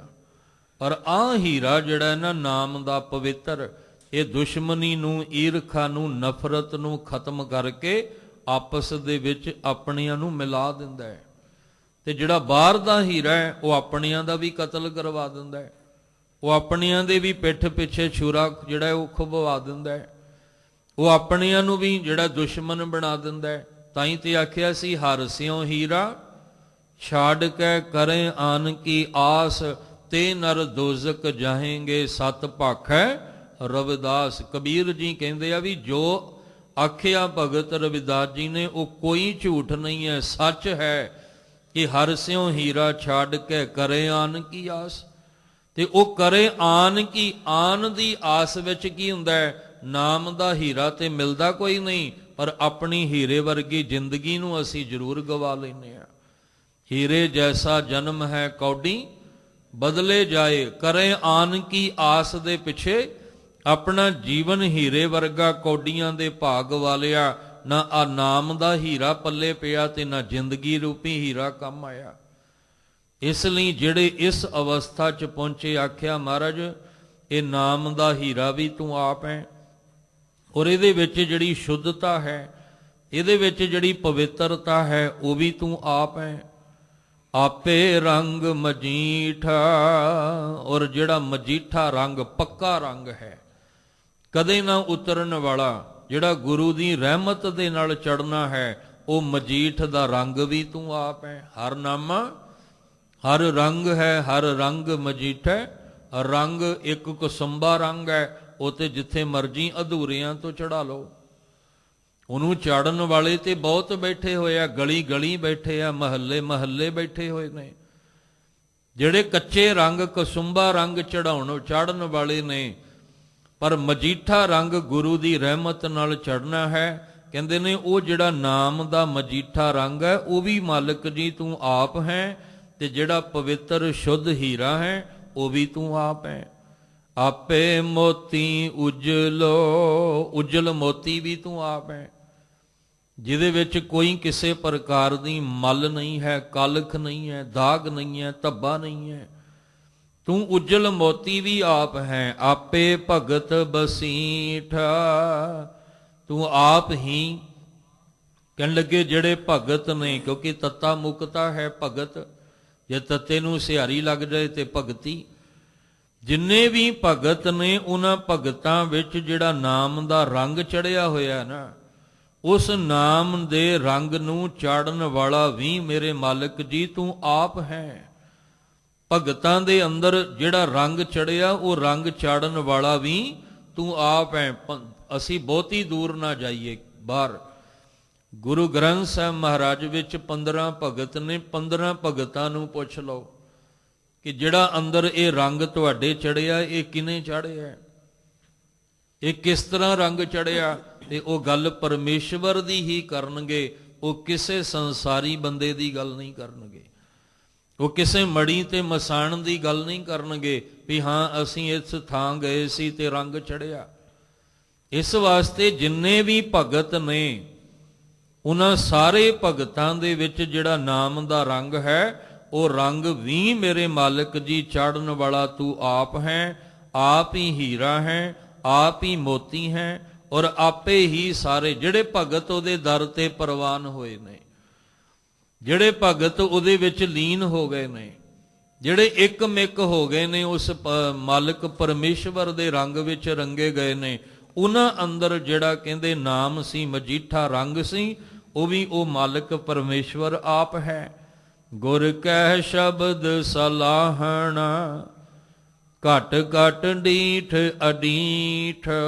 ਹੇ ਅਕਾਲ ਪੁਰਖ ਜੀ, ਹੁਣ ਆਪਾਂ ਇਹ ਸ਼ਬਦ ਪੜ੍ਹ ਵੀ ਰਹੇ ਹਾਂ ਤੇ ਤੁਸੀਂ ਸੁਣ ਵੀ ਰਹੇ ਹੋ, ਪਰ ਜਿਹੜੇ ਪੜ੍ਹ ਰਹੇ ਹਾਂ ਸੁਣ ਰਹੇ ਹਾਂ ਆਪਾਂ ਹਜੇ ਉਸ ਅਵਸਥਾ ਤੇ ਨਹੀਂ ਪਹੁੰਚੇ ਹਾਂ। ਇਹ ਤਾਂ ਉਸ ਅਵਸਥਾ ਦਾ ਜ਼ਿਕਰ ਕੀਤਾ ਜਾ ਰਿਹਾ ਹੈ, ਪਰ ਹਜੇ ਪਹੁੰਚੇ ਨਹੀਂ ਆ। ਅਸੀਂ ਕਿਵੇਂ ਉਸ ਅਵਸਥਾ 'ਤੇ ਪਹੁੰਚਣਾ ਹੈ? ਗੁਰੂ ਦੇ ਰਾਹੀਂ। ਸਾਨੂੰ ਗੁਰੂ ਗ੍ਰੰਥ ਸਾਹਿਬ ਜੀ ਇਸੇ ਲਈ ਦਿੱਤੇ ਆ ਕਿ ਤੂੰ ਗੁਰੂ ਗ੍ਰੰਥ ਸਾਹਿਬ ਜੀ ਦਾ ਆਸਰਾ ਲੈ ਔਰ ਬਾਣੀ ਦਾ ਆਸਰਾ ਲੈ ਕੇ ਤੂੰ ਵੀ ਇਸ ਅਵਸਥਾ 'ਤੇ ਪਹੁੰਚ ਜਾ, ਜਿੱਥੇ ਜਾ ਕੇ ਅਸੀਂ ਕਹਿ ਸਕੀਏ ਘਟ ਘਟ ਟੈਂਕੇ ਨੂੰ ਸਿਹਾਰੀ, ਹਰ ਇੱਕ ਘਟ ਹਿਰਦੇ ਦੇ ਵਿੱਚ ਉਹ ਪਰਮੇਸ਼ਵਰ ਵਸਦਾ ਹੈ। ਤੇ ਜਿਹੜਾ ਵਸਦਾ ਹੈ ਉਹਦੇ ਦੋ ਰੂਪ ਨੇ, ਡੀਠ ਅਡੀਠ। ਇੱਕ ਦ੍ਰਿਸ਼ਟ ਰੂਪ ਵਿੱਚ, ਇੱਕ ਅਦ੍ਰਿਸ਼ਟ ਰੂਪ ਵਿੱਚ। ਉਹਦੇ ਦੋ ਰੂਪ ਨੇ, ਸਰਗੁਣ ਨਿਰਗੁਣ ਨਿਰੰਕਾਰ ਸੁਨ ਸਮਾਧੀ ਆਪ। ਉਹ ਸਰਗੁਣ ਵੀ ਹੈ, ਨਿਰਗੁਣ ਵੀ ਹੈ, ਉਹ ਪ੍ਰਗਟ ਰੂਪ ਦੇ ਵਿੱਚ ਵੀ ਹੈ ਔਰ ਉਹ ਕਹਿਣ ਲੱਗੇ ਗੁਪਤ ਰੂਪ ਦੇ ਵਿੱਚ ਵੀ ਹੈ। ਉਹ ਜਿਵੇਂ ਇੱਕ ਫੁੱਲ ਹੈ, ਫੁੱਲ ਪ੍ਰਗਟ ਰੂਪ ਦੇ ਵਿੱਚ ਹੈ, ਪਰ ਫੁੱਲ ਵਿੱਚ ਜਿਹੜੀ ਖੁਸ਼ਬੂ ਹੈ ਉਹ ਗੁਪਤ ਰੂਪ ਦੇ ਵਿੱਚ ਹੈ। ਅਸੀਂ ਫੁੱਲ ਵੇਖ ਰਹੇ ਹਾਂ ਪਰ ਫੁੱਲ ਦੀ ਖੁਸ਼ਬੂ ਨਹੀਂ ਵੇਖ ਰਹੇ ਹਾਂ। ਫੁੱਲ ਦੇ ਅੰਦਰ ਖੁਸ਼ਬੂ ਮੌਜੂਦ ਹੈ, ਅਸੀਂ ਇਹ ਨਹੀਂ ਕਹਿ ਸਕਦੇ ਵੀ ਖੁਸ਼ਬੂ ਨਹੀਂ ਹੈ, ਮੌਜੂਦ ਹੈ, ਕਿਉਂਕਿ ਉਹਨੂੰ ਮਹਿਸੂਸ ਕਰ ਰਹੇ ਹਾਂ, ਪਰ ਉਹ ਦਿਖਾਈ ਨਹੀਂ ਦਿੰਦੀ। ਹੁਣ ਗੁਲਾਬ ਦੇ ਫੁੱਲ ਦੀ ਜਿਹੜੀ ਖੁਸ਼ਬੂ ਹੈ ਉਹ ਮਹਿਸੂਸ ਕਰਦੇ ਹਾਂ ਵੀ ਇਹ ਗੁਲਾਬ ਦਾ ਫੁੱਲ ਹੈ, ਇਹ ਫਲਾਣਾ ਚੰਬੇਲੀ ਦਾ ਫੁੱਲ ਹੈ, ਇਹ ਫਲਾਣਾ ਫੁੱਲ ਹੈ। ਅਸੀਂ ਉਹਦੀ ਸੁਗੰਧੀ ਲੈ ਕੇ ਦੱਸ ਦਿਆਂਗੇ ਵੀ ਇਹ ਕਿਹੜੇ ਫੁੱਲ ਦੀ ਸੁਗੰਧੀ ਹੈ, ਪਰ ਉਹ ਰੰਗ ਨਹੀਂ, ਉਹਦਾ ਕੋਈ ਰੂਪ ਨਹੀਂ, ਕੋਈ ਸ਼ਕਲ ਨਹੀਂ ਉਹ ਸੁਗੰਧੀ ਦੀ। ਇਸੇ ਤਰ੍ਹਾਂ ਪਰਮੇਸ਼ਵਰ ਡੀਠ ਅਡੀਠ, ਦ੍ਰਿਸ਼ਟਮਾਨ ਔਰ ਅਦ੍ਰਿਸ਼ਟਮਾਨ, ਇਹ ਸਾਰਾ ਜਿਹੜਾ ਕਰਤੇ ਨੇ ਬਣਾਇਆ ਇਹਦੇ ਵਿੱਚ ਕਰਤਾ ਆਪ ਵਸਿਆ ਹੋਇਆ ਹੈ। ਕੁਦਰਤ ਤੇ ਕਾਦਰ ਇੱਕਮਿਕ ਨੇ ਇੱਕ ਦੂਸਰੇ ਦੇ ਵਿੱਚ। ਜਿਵੇਂ ਸਰੀਰ ਦਿਸ ਰਿਹਾ ਹੈ, ਇਹ ਵੀ ਤੇ ਉਹਦਾ ਹੀ ਬਣਾਇਆ ਨਾ, ਪਰ ਸਰੀਰ ਵਿੱਚ ਜਿਹੜੀ ਜੀਵ ਆਤਮਾ ਹੈ ਉਹ ਅੱਜ ਤੱਕ ਕਿਸੇ ਨੇ ਨਹੀਂ ਵੇਖੀ। ਅੱਜ ਸਾਇੰਸ ਦਾ ਯੁੱਗ ਹੈ, ਵਿਗਿਆਨ ਦਾ ਯੁੱਗ ਹੈ, ਅਸੀਂ ਬੁਲੰਦੀਆਂ ਤੱਕ ਪਹੁੰਚ ਗਏ ਹਾਂ। ਸਰੀਰ ਦਾ ਇੱਕ ਇੱਕ ਕਣ ਅਸੀਂ ਵੇਖ ਸਕਦੇ ਹਾਂ। ਸਰੀਰ ਦੇ ਵਿੱਚ ਅਸੀਂ ਇੱਕ ਇੱਕ ਕਣ, ਬਰੀਕ ਤੋਂ ਬਰੀਕ ਨਾੜੀ ਵੇਖ ਸਕਦੇ ਹਾਂ, ਅਸੀਂ ਬਲੱਡ ਦੇ ਸੈੱਲ ਵੇਖ ਸਕਦੇ ਹਾਂ ਕਿ ਕਿਹੜੇ ਚਿੱਟੇ ਨੇ ਤੇ ਕਿਹੜੇ ਲਾਲ ਨੇ, ਅਸੀਂ ਬਰੀਕੀ ਤੱਕ ਦੇਖ ਸਕਦੇ ਹਾਂ। ਪਰ ਕੋਈ ਐਸੀ ਮਸ਼ੀਨਰੀ ਹਜੇ ਤਿਆਰ ਨਹੀਂ ਜਿਹਦੇ ਵਿੱਚ ਜਾਈਏ ਤੇ ਸਾਡੀ ਜੀਵ ਆਤਮਾ ਦਿਸ ਜਾਏ, ਕਿਉਂਕਿ ਉਹ ਅਦ੍ਰਿਸ਼ਟ ਹੈ, ਉਹਨੂੰ ਦਿਖਾਈ ਉਹ ਨਾ ਉਹ ਨਿਕਲਦਿਆਂ ਪਤਾ ਲੱਗਦਾ ਹੈ, ਨਾ ਉਹ ਪ੍ਰਵੇਸ਼। ਹੁਣ ਮਾਤਾ ਦੇ ਕੁੱਖ ਵਿੱਚ 8-9 ਮਹੀਨੇ ਦਾ ਸਮਾਂ ਲੱਗਦਾ ਹੈ। 9 ਮਹੀਨੇ ਦੇ ਸਮੇਂ ਵਿੱਚ ਬੱਚੇ ਦੀ ਬਣਤਰ ਬਣ ਰਹੀ ਹੁੰਦੀ ਹੈ, ਪਰ ਜਦੋਂ ਇਸ ਪਿੰਡੇ ਨੂੰ ਸਾਜ ਕੇ ਉਹ ਅੰਦਰ ਜਿੰਦ ਰੱਖਦਾ ਹੈ ਤੇ ਮਾਤਾ ਨੂੰ ਵੀ ਨਹੀਂ ਪਤਾ ਲੱਗਦਾ ਜਿੰਦ ਕਦੋਂ ਅੰਦਰ ਆ ਗਈ, ਤੇ ਇਹ ਵੀ ਨਹੀਂ ਪਤਾ ਲੱਗਦਾ ਇਹ ਸਰੀਰ ਵਿੱਚੋਂ ਜਿੰਦ ਨਿਕਲੀ ਕਦੋਂ ਹੈ। 50-100 ਬੰਦਾ ਬੈਠਾ ਹੁੰਦਾ ਇੱਕ ਦੇ ਆਲੇ ਦੁਆਲੇ, ਪਰ ਉਹਦੇ ਦੇਖਦਿਆਂ ਦੇਖਦਿਆਂ ਅੰਦਰੋਂ ਜਿੰਦ ਨਿਕਲ ਜਾਂਦੀ ਹੈ। ਕੀ ਪਤਾ ਕਦ ਕਿਵੇਂ ਨਿਕਲੀ, ਕਿਉਂਕਿ ਦੇਖਿਆ ਹੀ ਕਿਸੇ ਨੇ ਨਹੀਂ। ਉਹ ਅਦ੍ਰਿਸ਼ਟ ਰੂਪ ਦੇ ਵਿੱਚ ਹੈ, ਸਰੀਰ ਦ੍ਰਿਸ਼ਟ ਰੂਪ ਦੇ ਵਿੱਚ ਹੈ। ਇਸੇ ਤਰ੍ਹਾਂ ਪਰਮੇਸ਼ਵਰ ਸਰਗੁਣ ਤੇ ਨਿਰਗੁਣ, ਪ੍ਰਗਟ ਤੇ ਗੁਪਤ ਰੂਪ ਵਿੱਚ ਹੈ। ਉਹਨੂੰ ਸਮਝਣ ਤੇ ਮਹਿਸੂਸ ਕਰਨ ਦੀ ਲੋੜ ਹੈ। ਸਮਝਣਾ ਗੁਰਬਾਣੀ ਦੇ ਰਾਹੀਂ ਹੈ, ਔਰ ਗੁਰਬਾਣੀ ਵਿੱਚ ਲੀਨ ਹੋ ਕੇ ਉਹਨੂੰ ਮਹਿਸੂਸ ਕਰਨਾ ਕਿ ਉਹ ਹੈ, ਉਹ ਇੱਕ ਨਹੀਂ ਅਨੇਕਤਾ ਦੇ ਰੂਪ ਵਿੱਚ ਹੈ। ਜਦੋਂ ਅਸੀਂ ਇਸ ਅਵਸਥਾ 'ਚ ਪਹੁੰਚਾਂਗੇ ਤਾਂ ਹੀ ਕਹਿ ਸਕਦੇ ਹਾਂ ਸਭ ਮੈਂ ਜੋਤ, ਜੋਤ ਹੈ ਸੋਏ ਤਿਸ ਦਾ ਚਾਨਣ, ਸਭ ਮੈਂ ਚਾਨਣ ਹੋਏ। ਕਿਉਂਕਿ ਘਟ ਘਟ ਡੀਠ ਅਡੀਠ, ਉਹ ਡੀਠ ਦਾ ਅਰਥ ਦੇਖਣਾ, ਅਡੀਠ ਜਿਹੜਾ ਨਹੀਂ ਦਿਖਾਈ ਦਿੰਦਾ, ਅਦ੍ਰਿਸ਼ਟਮਾਨ ਹੈ। ਉਹ ਜਿਹੜਾ ਪਰਮੇਸ਼ਵਰ ਹਰ ਇੱਕ ਦੇ ਅੰਦਰ ਵਸਿਆ ਨਾ, ਗੁਰ ਕੈ ਸ਼ਬਦ ਸਲਾਹਣਾ, ਉਸ ਅਕਾਲ ਪੁਰਖ ਪਰਮੇਸ਼ਵਰ ਦੀ ਵਡਿਆਈ, ਉਹਦੀ ਉਸਤਤ, ਉਹ ਕਰਤਾ ਜਿਹੜਾ ਕਰਤਾਰ ਦੇ ਰੂਪ ਵਿੱਚ ਹੈ, ਉਹਦੀ ਸਲਾਹਣਾ ਕਿਵੇਂ ਹੋਏਗੀ? ਗੁਰ ਕੈ ਸ਼ਬਦ, ਗੁਰੂ ਦੇ ਸ਼ਬਦ ਦੇ ਰਾਹੀਂ। ਸ਼ਬਦ ਦੇ ਦੱਦੇ ਨੂੰ ਸਿਆਰੀ ਹੈ, ਦੁਆਰਾ, ਸ਼ਬਦ ਦੇ ਦੁਆਰਾ ਆਪਾਂ ਗੁਰਬਾਣੀ ਪੜ੍ਹਨੀ ਹੈ, ਨਿਤਨੇਮ ਕਰਨਾ ਹੈ। ਉਹਦੇ ਵਿੱਚ ਕੀ ਹੈ? ਉਸ ਕਰਤੇ ਦੀਆਂ ਵਡਿਆਈਆਂ ਨੇ, ਉਹਦੀਆਂ ਸਿਫਤਾਂ ਨੇ, ਉਹਦੀ ਸਿਫਤ ਸਲਾਹ ਹੈ ਜਿਹੜੀ ਅਸੀਂ ਬਾਣੀ ਨਾਲ ਜੁੜ ਕੇ ਉਹਦੇ ਗੁਣ ਗਾਉਣੇ ਆ। ਅਸੀਂ ਕਹਿਣਾ ਤੂੰ ਸਦਾ ਸਲਾਮਤ ਨਿਰੰਕਾਰ, ਉਹਨੂੰ ਮਹਿਸੂਸ ਕਰਕੇ ਕਹਿਣਾ ਨਾ ਵੀ ਹੇ ਨਿਰੰਕਾਰ, ਤੇਰਾ ਕੋਈ ਆਕਾਰ ਨਹੀਂ ਹੈ, ਪਰ ਆਕਾਰ ਸਾਰੇ ਹੀ ਤੇਰੇ ਬਣਾਏ ਹੋਏ ਨੇ। ਤੇਰਾ ਆਪਣਾ ਕੋਈ ਰੂਪ ਨਹੀਂ ਹੈ, ਪਰ ਇਹ ਸਾਰੇ ਰੰਗ ਤੇਰੇ ਹੀ, ਰੂਪ ਤੇਰੇ ਹੀ ਬਣਾਏ ਹੋਏ ਨੇ। ਪਰ ਤੂੰ ਰੂਪ ਨਾ ਰੇਖ ਨਾ ਰੰਗ ਕਿਛ ਤ੍ਰੈ ਗੁਣ ਤੇ ਪ੍ਰਭ ਭਿੰਨ। ਤੁਸੀਂ 3 ਗੁਣਾਂ ਤੋਂ ਭਿੰਨ ਹੋ, ਪਰ ਆ 3 ਗੁਣ ਵੀ ਤੁਹਾਡੇ ਹੀ ਬਣਾਏ ਹੋਏ ਨੇ। ਇਹ ਜਿਹੜੀ ਇਹ ਸ਼ਕਲ ਸੂਰਤ ਹੈ, ਇਹ ਵੀ ਤੁਹਾਡੀ ਹੀ ਬਣਾਈ ਹੋਈ ਹੈ। ਹੁਣ ਇਨਸਾਨ ਵੱਖਰਾ ਬਣਾਤਾ, ਪਸ਼ੂ ਵੱਖਰਾ ਬਣਾ ਦਿੱਤਾ, ਜਾਨਵਰ ਵੱਖਰਾ ਬਣਾ ਦਿੱਤਾ, ਪੰਛੀ ਵੱਖਰਾ ਬਣਾ ਦਿੱਤਾ, ਤਾਂ ਕਿ ਪਤਾ ਲੱਗ ਜਾਏ ਵੀ ਇਹ ਕਿਹੜੀ ਕਿਹੜੀ ਜਾਤੀ ਦੇ ਨੇ। ਇਹ ਸਾਰਾ ਰੂਪ ਰੰਗ ਤੁਹਾਡਾ ਬਣਾਇਆ, ਪਰ ਤੁਹਾਡਾ ਆਪਣਾ ਕੋਈ ਨਹੀਂ ਹੈ। ਇਸ ਲਈ ਅਸੀਂ ਗੁਰੂ ਸ਼ਬਦ ਰਾਹੀਂ ਇਹ ਕਹਿ ਸਕਦੇ ਹਾਂ, ਆਦ ਅਨੀਲ ਅਨਾਦ ਅਨਾਹਤ, ਜੁਗ ਜੁਗ ਏਕੋ ਵੇਸ। ਉਹ ਆਦ ਹੈ, ਅਨੀਲ ਹੈ, ਅਨਾਦ ਹੈ, ਅਨਾਹਤ ਹੈ। ਇਹ ਸਲਾਹਣਾ ਕਿਵੇਂ ਹੋਏਗੀ? ਗੁਰ ਕੈ ਸ਼ਬਦ ਸਲਾਹਣਾ, ਗੁਰੂ ਦੇ ਸ਼ਬਦ ਦੇ ਰਾਹੀਂ, ਗੁਰੂ ਦੇ ਸ਼ਬਦ ਦੇ ਦੁਆਰਾ। ਹੇ ਮਾਲਕ ਜੀ, ਅਸੀਂ ਸੰਸਥਾਈ ਆਖਿਆ ਸੀ ਰਹਾਉ ਵਾਲੀ ਪੰਕਤੀ ਵਿੱਚ, ਜਿਉਂ ਭਾਵੈ ਤਿਉਂ ਰਾਖ। ਹੇ ਮਾਲਕ, ਜਿਵੇਂ ਤੁਹਾਨੂੰ ਭਾਉਂਦਾ ਰੱਖ ਲਓ। ਅਸੀਂ ਗੁਰੂ ਦੇ ਸ਼ਬਦ ਰਾਹੀਂ ਤੁਹਾਡੀ ਵਡਿਆਈ ਕਰ ਰਹੇ ਹਾਂ, ਤੁਹਾਡੀ ਸਿਫਤੋ ਸਲਾਹ ਵਿੱਚ ਜੁੜੇ ਹਾਂ, ਔਰ ਤੁਹਾਡੇ ਸ਼ਬਦ ਰਾਹੀਂ, ਗੁਰੂ ਰਾਹੀਂ ਹੀ ਇਹ ਸਮਝ ਰਹੇ ਹਾਂ ਕਿ ਜਿਹੜੇ ਭਗਤ ਨਾਮ ਰੰਗ ਵਿੱਚ ਰੰਗੇ ਹੋਏ ਨੇ, ਉਹਨਾਂ ਦੀ ਅਵਸਥਾ ਵਿੱਚ ਕੀ ਹੈ? ਆਪੇ ਗੁਣ ਆਪੇ ਕਥੇ ਆਪੇ ਸੁਣ ਵਿਚਾਰ। ਪਰ ਅਸੀਂ ਹਜੇ ਸੰਸਾਰੀ ਹਾਂ, ਸਾਡੀ ਲਿਵ ਸੰਸਾਰ ਨਾਲ ਲੱਗੀ ਹੋਈ ਹੈ, ਸਾਡੀ ਹਜੇ ਲਿਵ ਤ੍ਰੈ ਗੁਣੀ ਮਾਇਆ ਦੇ ਵਿੱਚ ਫਸੀ ਹੋਈ ਹੈ। ਹਜੇ ਸਾਡੀ ਤਾਂ ਲਿਵ ਛੁੜਕੀ ਲੱਗੀ ਤ੍ਰਿਸ਼ਨਾ ਵਾਲੀ ਖੇਡ ਹੈ। ਇਸ ਲਈ ਗੁਰੂ ਦੇ ਸ਼ਬਦ ਰਾਹੀਂ ਤੁਹਾਡੀ ਸਲਾਹਣਾ ਜ਼ਰੂਰ ਕਰ ਰਹੇ ਹਾਂ, ਪਰ ਨਾਲ ਬੇਨਤੀ ਇਹ ਵੀ ਹੈ ਕਿ ਜਿਉਂ ਭਾਵੈ ਤਿਉਂ ਰਾਖ ਤੂੰ, ਹਰ ਨਾਮ ਮਿਲੇ ਆਚਾਰ। ਸਾਨੂੰ ਆਚਰਣ ਕਰਕੇ ਅੰਦਰੋਂ ਨਾਮ ਦਾ ਆਸਰਾ ਮਿਲ ਜਾਏ।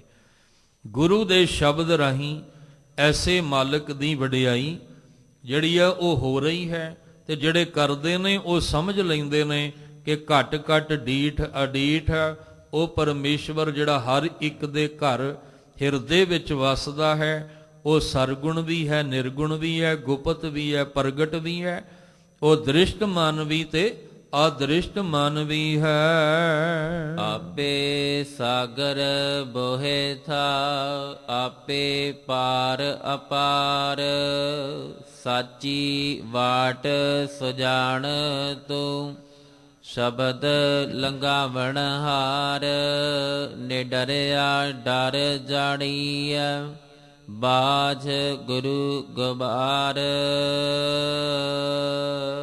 ਇੱਕ ਗੱਲ ਨੋਟ ਕਰਕੇ ਚੱਲਿਓ, ਗੱਲ ਪਰਮੇਸ਼ਵਰ ਦੀ, ਤੇ ਜਿਹੜੇ ਪਰਮੇਸ਼ਵਰ ਵਿੱਚ ਲੀਨ ਹੋਣ ਵਾਲੇ ਉਹਨਾਂ ਦੀ ਅਵਸਥਾ ਨੂੰ ਬਿਆਨ ਕੀਤਾ, ਪਰ ਨਾਲ ਨਾਲ ਗੱਲ ਗੁਰੂ ਦੀ ਵੀ ਕੀਤੀ ਹੈ ਕਿ ਗੁਰੂ ਤੋਂ ਬਿਨਾਂ ਇਹ ਅਵਸਥਾ ਨਹੀਂ ਮਿਲਣੀ। ਗੁਰੂ ਤੋਂ ਬਿਨਾਂ ਤੁਹਾਡੇ ਜੀਵਨ ਵਿੱਚ ਚਾਨਣ ਨਹੀਂ ਹੋਣਾ, ਪ੍ਰਕਾਸ਼ ਨਹੀਂ ਹੋਣਾ। ਗੁਰੂ ਤੋਂ ਬਿਨਾਂ ਖੇਡ ਨਹੀਂ ਬਣਨੀ, ਅਸੀਂ ਗੁਰੂ ਤੋਂ ਬਿਨਾਂ ਅਧੂਰੇ ਰਹਿ ਜਾਵਾਂਗੇ। ਇਸ ਲਈ ਮਹਾਰਾਜ ਜੀ ਕਹਿੰਦੇ ਜਿਹੜੇ ਇਸ ਅਵਸਥਾ 'ਚ ਪਹੁੰਚੇ, ਉਹਨਾਂ ਆਖਿਆ ਆਪੇ ਸਾਗਰ ਬੋਹਿ ਥਾ, ਆਪੇ ਪਾਰ ਅਪਾਰ। ਹੇ ਅਪਾਰ ਪਰਮੇਸ਼ਵਰ, ਹੇ ਕਰਤਾ ਕਰਤਾਰ ਜੀ, ਤੂੰ ਆਪ ਹੀ ਸਾਗਰ ਹੈ। ਇਹ ਸੰਸਾਰ ਸਮੁੰਦਰ ਹੈ, ਇਹ ਸੰਸਾਰ ਰੂਪੀ ਸਮੁੰਦਰ ਵੀ ਤੂੰ ਆਪ ਹੈ, ਤੇ ਉਹਦੇ ਵਿੱਚ ਬੋਹਿਤਾ ਜਹਾਜ਼ ਵੀ ਤੂੰ ਆਪ ਹੈ। ਇਹ ਸੰਸਾਰ ਸਮੁੰਦਰ ਬਣਾਇਆ, ਔਰ ਇਸ ਸੰਸਾਰ ਸਮੁੰਦਰ ਵਿੱਚੋਂ ਪਾਰ ਲੰਘਾਉਣ ਲਈ ਤੂੰ ਨਾਮ ਦਾ ਜਹਾਜ਼ ਵੀ ਆਪ ਹੀ ਹੈ, ਨਾਮ ਦਾ ਬੋਹਿਤ ਵੀ ਜਿਹੜਾ ਉਹ ਤੂੰ ਆਪ ਹੈ। ਆਪੇ ਹੀ ਤੂੰ ਪਾਰ ਲੰਘਾਉਣ ਵਾਲਾ ਹੈ, ਆਪੇ ਹੀ ਤੂੰ ਇੱਕ ਕਿਨਾਰੇ ਤੋਂ ਦੂਜੇ ਕਿਨਾਰੇ ਤੇ ਲਗਾਉਣ ਵਾਲਾ ਹੈ। ਜੇ ਭਾਈ ਮਨ ਸੁਖ ਧੰਨ ਗੁਰੂ ਨਾਨਕ ਸਾਹਿਬ ਦੇ ਚਰਨਾਂ ਵਿੱਚ ਜੁੜੇ, ਪਹਿਲਾਂ ਤੇ ਜੁੜਦੇ ਹੀ ਨਹੀਂ ਸੀ। ਭਾਈ ਭਗੀਰਥ ਜੀ ਜਦੋਂ ਲਾਹੌਰ ਗਏ ਨਾ, ਵਪਾਰੀ ਸੀ ਭਾਈ ਮਨ ਸੁਖ, ਕੁਝ ਸਮਾਨ ਲੈਣਾ ਸੀ, ਉਹ ਸਮਾਨ ਲੈਣ ਗਏ, ਗੁਰੂ ਨਾਨਕ ਸਾਹਿਬ ਨੇ ਭੇਜਿਆ ਸੀ, ਤੇ ਆਪਸ ਵਿੱਚ ਵਾਰਤਾਲਾਪ ਹੋਈ। ਵਾਰਤਾਲਾਪ ਵਿੱਚ ਪਤਾ ਲੱਗਾ ਵੀ ਭਾਈ ਭਗੀਰਥ ਨੇ ਆਪਣਾ ਮੁਰਸ਼ਿਦ, ਆਪਣਾ ਗੁਰੂ ਗੁਰੂ ਨਾਨਕ ਜੀ ਨੂੰ ਬਣਾਇਆ ਹੈ। ਤੇ ਮਨ ਸੁਖ ਨੇ ਆਖਿਆ ਸੀ ਮੈਂ ਬੜੇ ਗੁਰੂ ਵੇਖੇ ਨੇ, ਮੈਨੂੰ ਕੋਈ ਪੂਰਾ ਗੁਰੂ ਨਹੀਂ ਅੱਜ ਤੱਕ ਮਿਲਿਆ, ਤੇਰਾ ਗੁਰੂ ਕਿੱਦਾਂ ਦਾ ਹੈ? ਤੇ ਭਾਈ ਭਗੀਰਥ ਨੇ ਆਖਿਆ ਸੀ ਵੀ ਮੇਰੇ ਕਹਿਣ ਨਾਲ ਨਹੀਂ ਗੱਲ ਬਣਨੀ, ਤੂੰ ਕਿਸੇ ਦਿਨ ਲਾਹੌਰ ਤੋਂ ਸੁਲਤਾਨਪੁਰ ਆਈ। ਜਦੋਂ ਤੂੰ ਸੁਲਤਾਨਪੁਰ ਆਏਗਾ ਨਾ, ਤੇ ਉੱਥੇ ਪੁੱਛੀ ਵੀ ਬਾਬੇ ਨਾਨਕ ਦੀ ਹੱਟੀ ਕਿੱਥੇ ਹੈ, ਜਿੱਥੇ ਬੈਠ ਕੇ ਨਾਨਕ ਜੀ ਸੌਦਾ ਤੋਲਦੇ ਆ, ਤੂੰ ਪੁੱਛ ਕੇ ਆਈ ਕਿਸੇ ਦਿਨ। ਤੇ ਜਿਸ ਦਿਨ ਆਏਗਾ ਉਸ ਦਿਨ ਜਦੋਂ ਸੌਦਾ ਤੋਲਦਿਆਂ ਨਾਨਕ ਜੀ ਨੂੰ ਵੇਖੇਗਾ, ਉਸ ਦਿਨ ਤੈਨੂੰ ਪਤਾ ਲੱਗ ਜਾਏਗਾ ਵੀ ਇਹ ਗੁਰੂ ਨਾਨਕ ਸਾਹਿਬ ਕੌਣ ਨੇ। ਉਸ ਦਿਨ ਪਤਾ ਲੱਗੇਗਾ। ਉਹਨੇ ਆਖਿਆ ਠੀਕ ਹੈ, ਜਦੋਂ ਸਮਾਂ ਆਏਗਾ ਮੈਂ ਜ਼ਰੂਰ ਆਵਾਂਗਾ ਵੇਖਣ ਵਾਸਤੇ। ਜਿਹੜੀ ਵਡਿਆਈ ਭਾਈ ਭਗੀਰਥ ਨੇ ਕੀਤੀ, ਜਿਹੜੇ ਗੁਣ ਭਾਈ ਭਗੀਰਥ ਨੇ ਗਾਏ ਸੀ ਮਨ ਸੁਖ ਦੇ ਕੋਲ, ਕਹਿੰਦੇ ਜਦੋਂ ਆਇਆ ਲਾਹੌਰ ਤੋਂ ਚੱਲ ਕੇ ਸੁਲਤਾਨਪੁਰ, ਤੇ ਧੰਨ ਗੁਰੂ ਨਾਨਕ ਸਾਹਿਬ ਵਾਕਈ ਹੱਟੀ ਤੇ ਬਹਿ ਕੇ ਸੌਦਾ ਤੋਲ ਰਹੇ ਸਨ। ਤੇ ਜਦੋਂ ਸੌਦਾ ਤੋਲ ਰਹੇ ਸੀ, ਬੜੀ ਲੰਬੀ ਲਾਈਨ ਲੱਗੀ ਹੋਈ ਸੀ ਸੌਦਾ ਲੈਣ ਵਾਲਿਆਂ ਦੀ। ਇਹ ਆ ਕੇ ਖਲੋ ਗਿਆ, ਮਨ ਵਿੱਚ ਫੁਰਨਾ ਕਿ ਜੇ ਮੇਰੇ ਬੋਲਣ ਤੋਂ ਪਹਿਲਾਂ ਇਹ ਬੋਲ ਦੇਣ ਫਿਰ ਸਮਝਾਂਗਾ ਇਹ ਪੂਰੇ ਨੇ। ਤੁਰਿਆ ਆਇਆ ਅੱਗੇ, ਜਦੋਂ ਕੋਲ ਆਇਆ ਤੇ ਮਹਾਰਾਜ ਜੀ ਕਹਿੰਦੇ ਆ ਬਾਹਰ ਦਾ ਵਪਾਰੀ ਹੈ ਕਿ ਅੰਦਰ ਦਾ ਵਪਾਰ ਵੀ ਕਰਨਾ ਜਾਣਦਾ ਹੈ, ਕਿ ਸਾਰੀ ਉਮਰ ਮਨਮੁਖੀ ਬਣਿਆ ਰਹੇਗਾ। ਜਦੋਂ ਇਸ ਤਰ੍ਹਾਂ ਦੀਆਂ ਗੱਲਾਂ ਕੀਤੀਆਂ ਤੇ ਸਮਝ ਆ ਗਈ, ਜੈਸਾ ਸਤਿਗੁਰ ਸੁਣੀਦਾ ਤੈਸੋ ਹੀ ਮੈਂ ਡੀਠ। ਜਿੱਦਾਂ ਦਾ ਸੁਣਿਆ ਸੀ ਭਾਈ ਭਗੀਰਥ ਕੋਲੋਂ, ਉਦਾਂ ਦਾ ਹੀ ਵੇਖ ਲਿਆ। ਇਹ ਅਧੂਰਾ ਨਹੀਂ, ਪੂਰਾ ਹੈ। ਜਿਹਨੇ ਮੈਨੂੰ ਅੰਦਰ ਦੇ ਵਪਾਰ ਦੀ ਗੱਲ ਕੀਤੀ, ਬਾਹਰ ਦੇ ਦੀ ਤਾਂ ਸਾਰੇ ਹੀ ਕਰਦੇ ਨੇ। ਬਾਹਰ ਦੇ ਵਪਾਰ ਦੀਆਂ ਗੱਲਾਂ ਤੇ ਸਾਰੇ ਹੀ ਕਰਦੇ ਆ, ਪਰ ਅੰਦਰ ਦੀ ਗੱਲ ਕਰਨ ਵਾਲਾ ਇੱਕੋ ਹੀ ਮਿਲਿਆ, ਜਿਹੜਾ ਕਹਿੰਦਾ ਵਣਜ ਕਰੋ ਵਣਜਾਰੇ ਹੋ, ਵਖਰ ਲਿਓ ਸੰਭਾਲ, ਤੈਸੀ ਵਸਤ ਵਿਸਾਹੀ ਹੈ, ਜੈਸੀ ਨਿਭੈ ਨਾਲ। ਕਹਿੰਦੇ ਇੱਕ ਦਿਨ ਭਾਈ, ਰਾਤ ਇਤਿਹਾਸ ਵੀ ਚੱਲ ਰਿਹਾ ਸੀ ਇੱਥੇ ਕੁਝ ਦਿਨ ਪਹਿਲਾਂ, ਕਿ ਇੱਕ ਦਿਨ ਜਦੋਂ ਸੰਗਲਾ ਦੀਪ ਨੂੰ ਤੁਰਿਆ ਤੇ ਸਮੁੰਦਰ ਵਿੱਚ ਜਹਾਜ਼ ਡਗਮਗਾ ਗਿਆ ਤੇ ਆਖਿਆ ਵੀ ਧੰਨ ਗੁਰੂ ਨਾਨਕ ਸਾਹਿਬ, ਹੁਣ ਮੈਨੂੰ ਤਾਂ ਤੂੰ ਦਿਸਦਾ ਹਰ ਪਾਸੇ, ਤੇ ਜੇ ਇਸ ਸਮੁੰਦਰ ਵਿੱਚ ਜਹਾਜ਼ ਡਗਮਗਾ ਰਿਹਾ ਤੇ ਪਾਰ ਲੰਘਾਉਣ ਵਾਲਾ ਵੀ ਤੂੰ ਆਪ ਹੀ ਹੈ। ਤੇ ਫਿਰ ਲੰਘਾਇਆ, ਇੱਕ ਕਿਨਾਰੇ ਤੋਂ ਦੂਜੇ ਕਿਨਾਰੇ ਤੇ ਲਾਇਆ।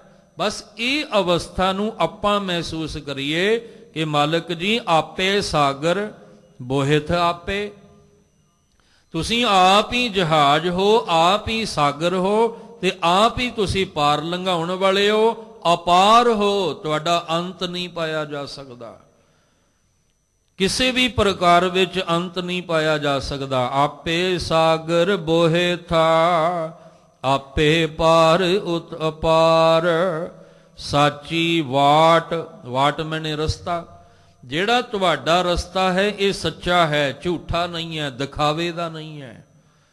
ਇਹ ਸੱਚਾ ਰਸਤਾ ਸੱਚ ਦਾ ਰਸਤਾ ਹੈ, ਤੇ ਸੱਚ ਦੇ ਰਸਤੇ ਤੇ ਸੱਚ ਦੀ ਆਵਾਜ਼ ਤੇ ਸੱਚ ਦੀ ਬਾਣੀ ਹੀ ਮਿਲੇਗੀ ਤੁਹਾਨੂੰ। ਜਿਹੜਾ ਝੂਠਾ ਰਸਤਾ ਹੈ ਉਹਦੇ ਵਿੱਚ ਤੁਹਾਨੂੰ ਕੱਚੀ ਬਾਣੀ ਮਿਲੇਗੀ। ਜੇ ਸੱਚ ਦੇ ਮਾਰਗ ਤੇ ਤੋਰਿਆ, ਮਾਰਿਆ ਸਿੱਕਾ ਜਗਤ ਵਿੱਚ ਨਾਨਕ, ਨਿਰਮਲ ਪੰਥ ਚਲਾਇਆ, ਪੰਥ ਰਸਤਾ, ਵਾਟ ਰਸਤਾ। ਕਹਿੰਦੇ ਨੇ ਜੇ ਆਹ ਰਸਤਾ ਚਲਾਇਆ ਤੇ ਇਸ ਰਸਤੇ ਤੇ ਤੋਰਨ ਵਾਲਿਆਂ ਨੂੰ ਕੀ ਕਿਹਾ?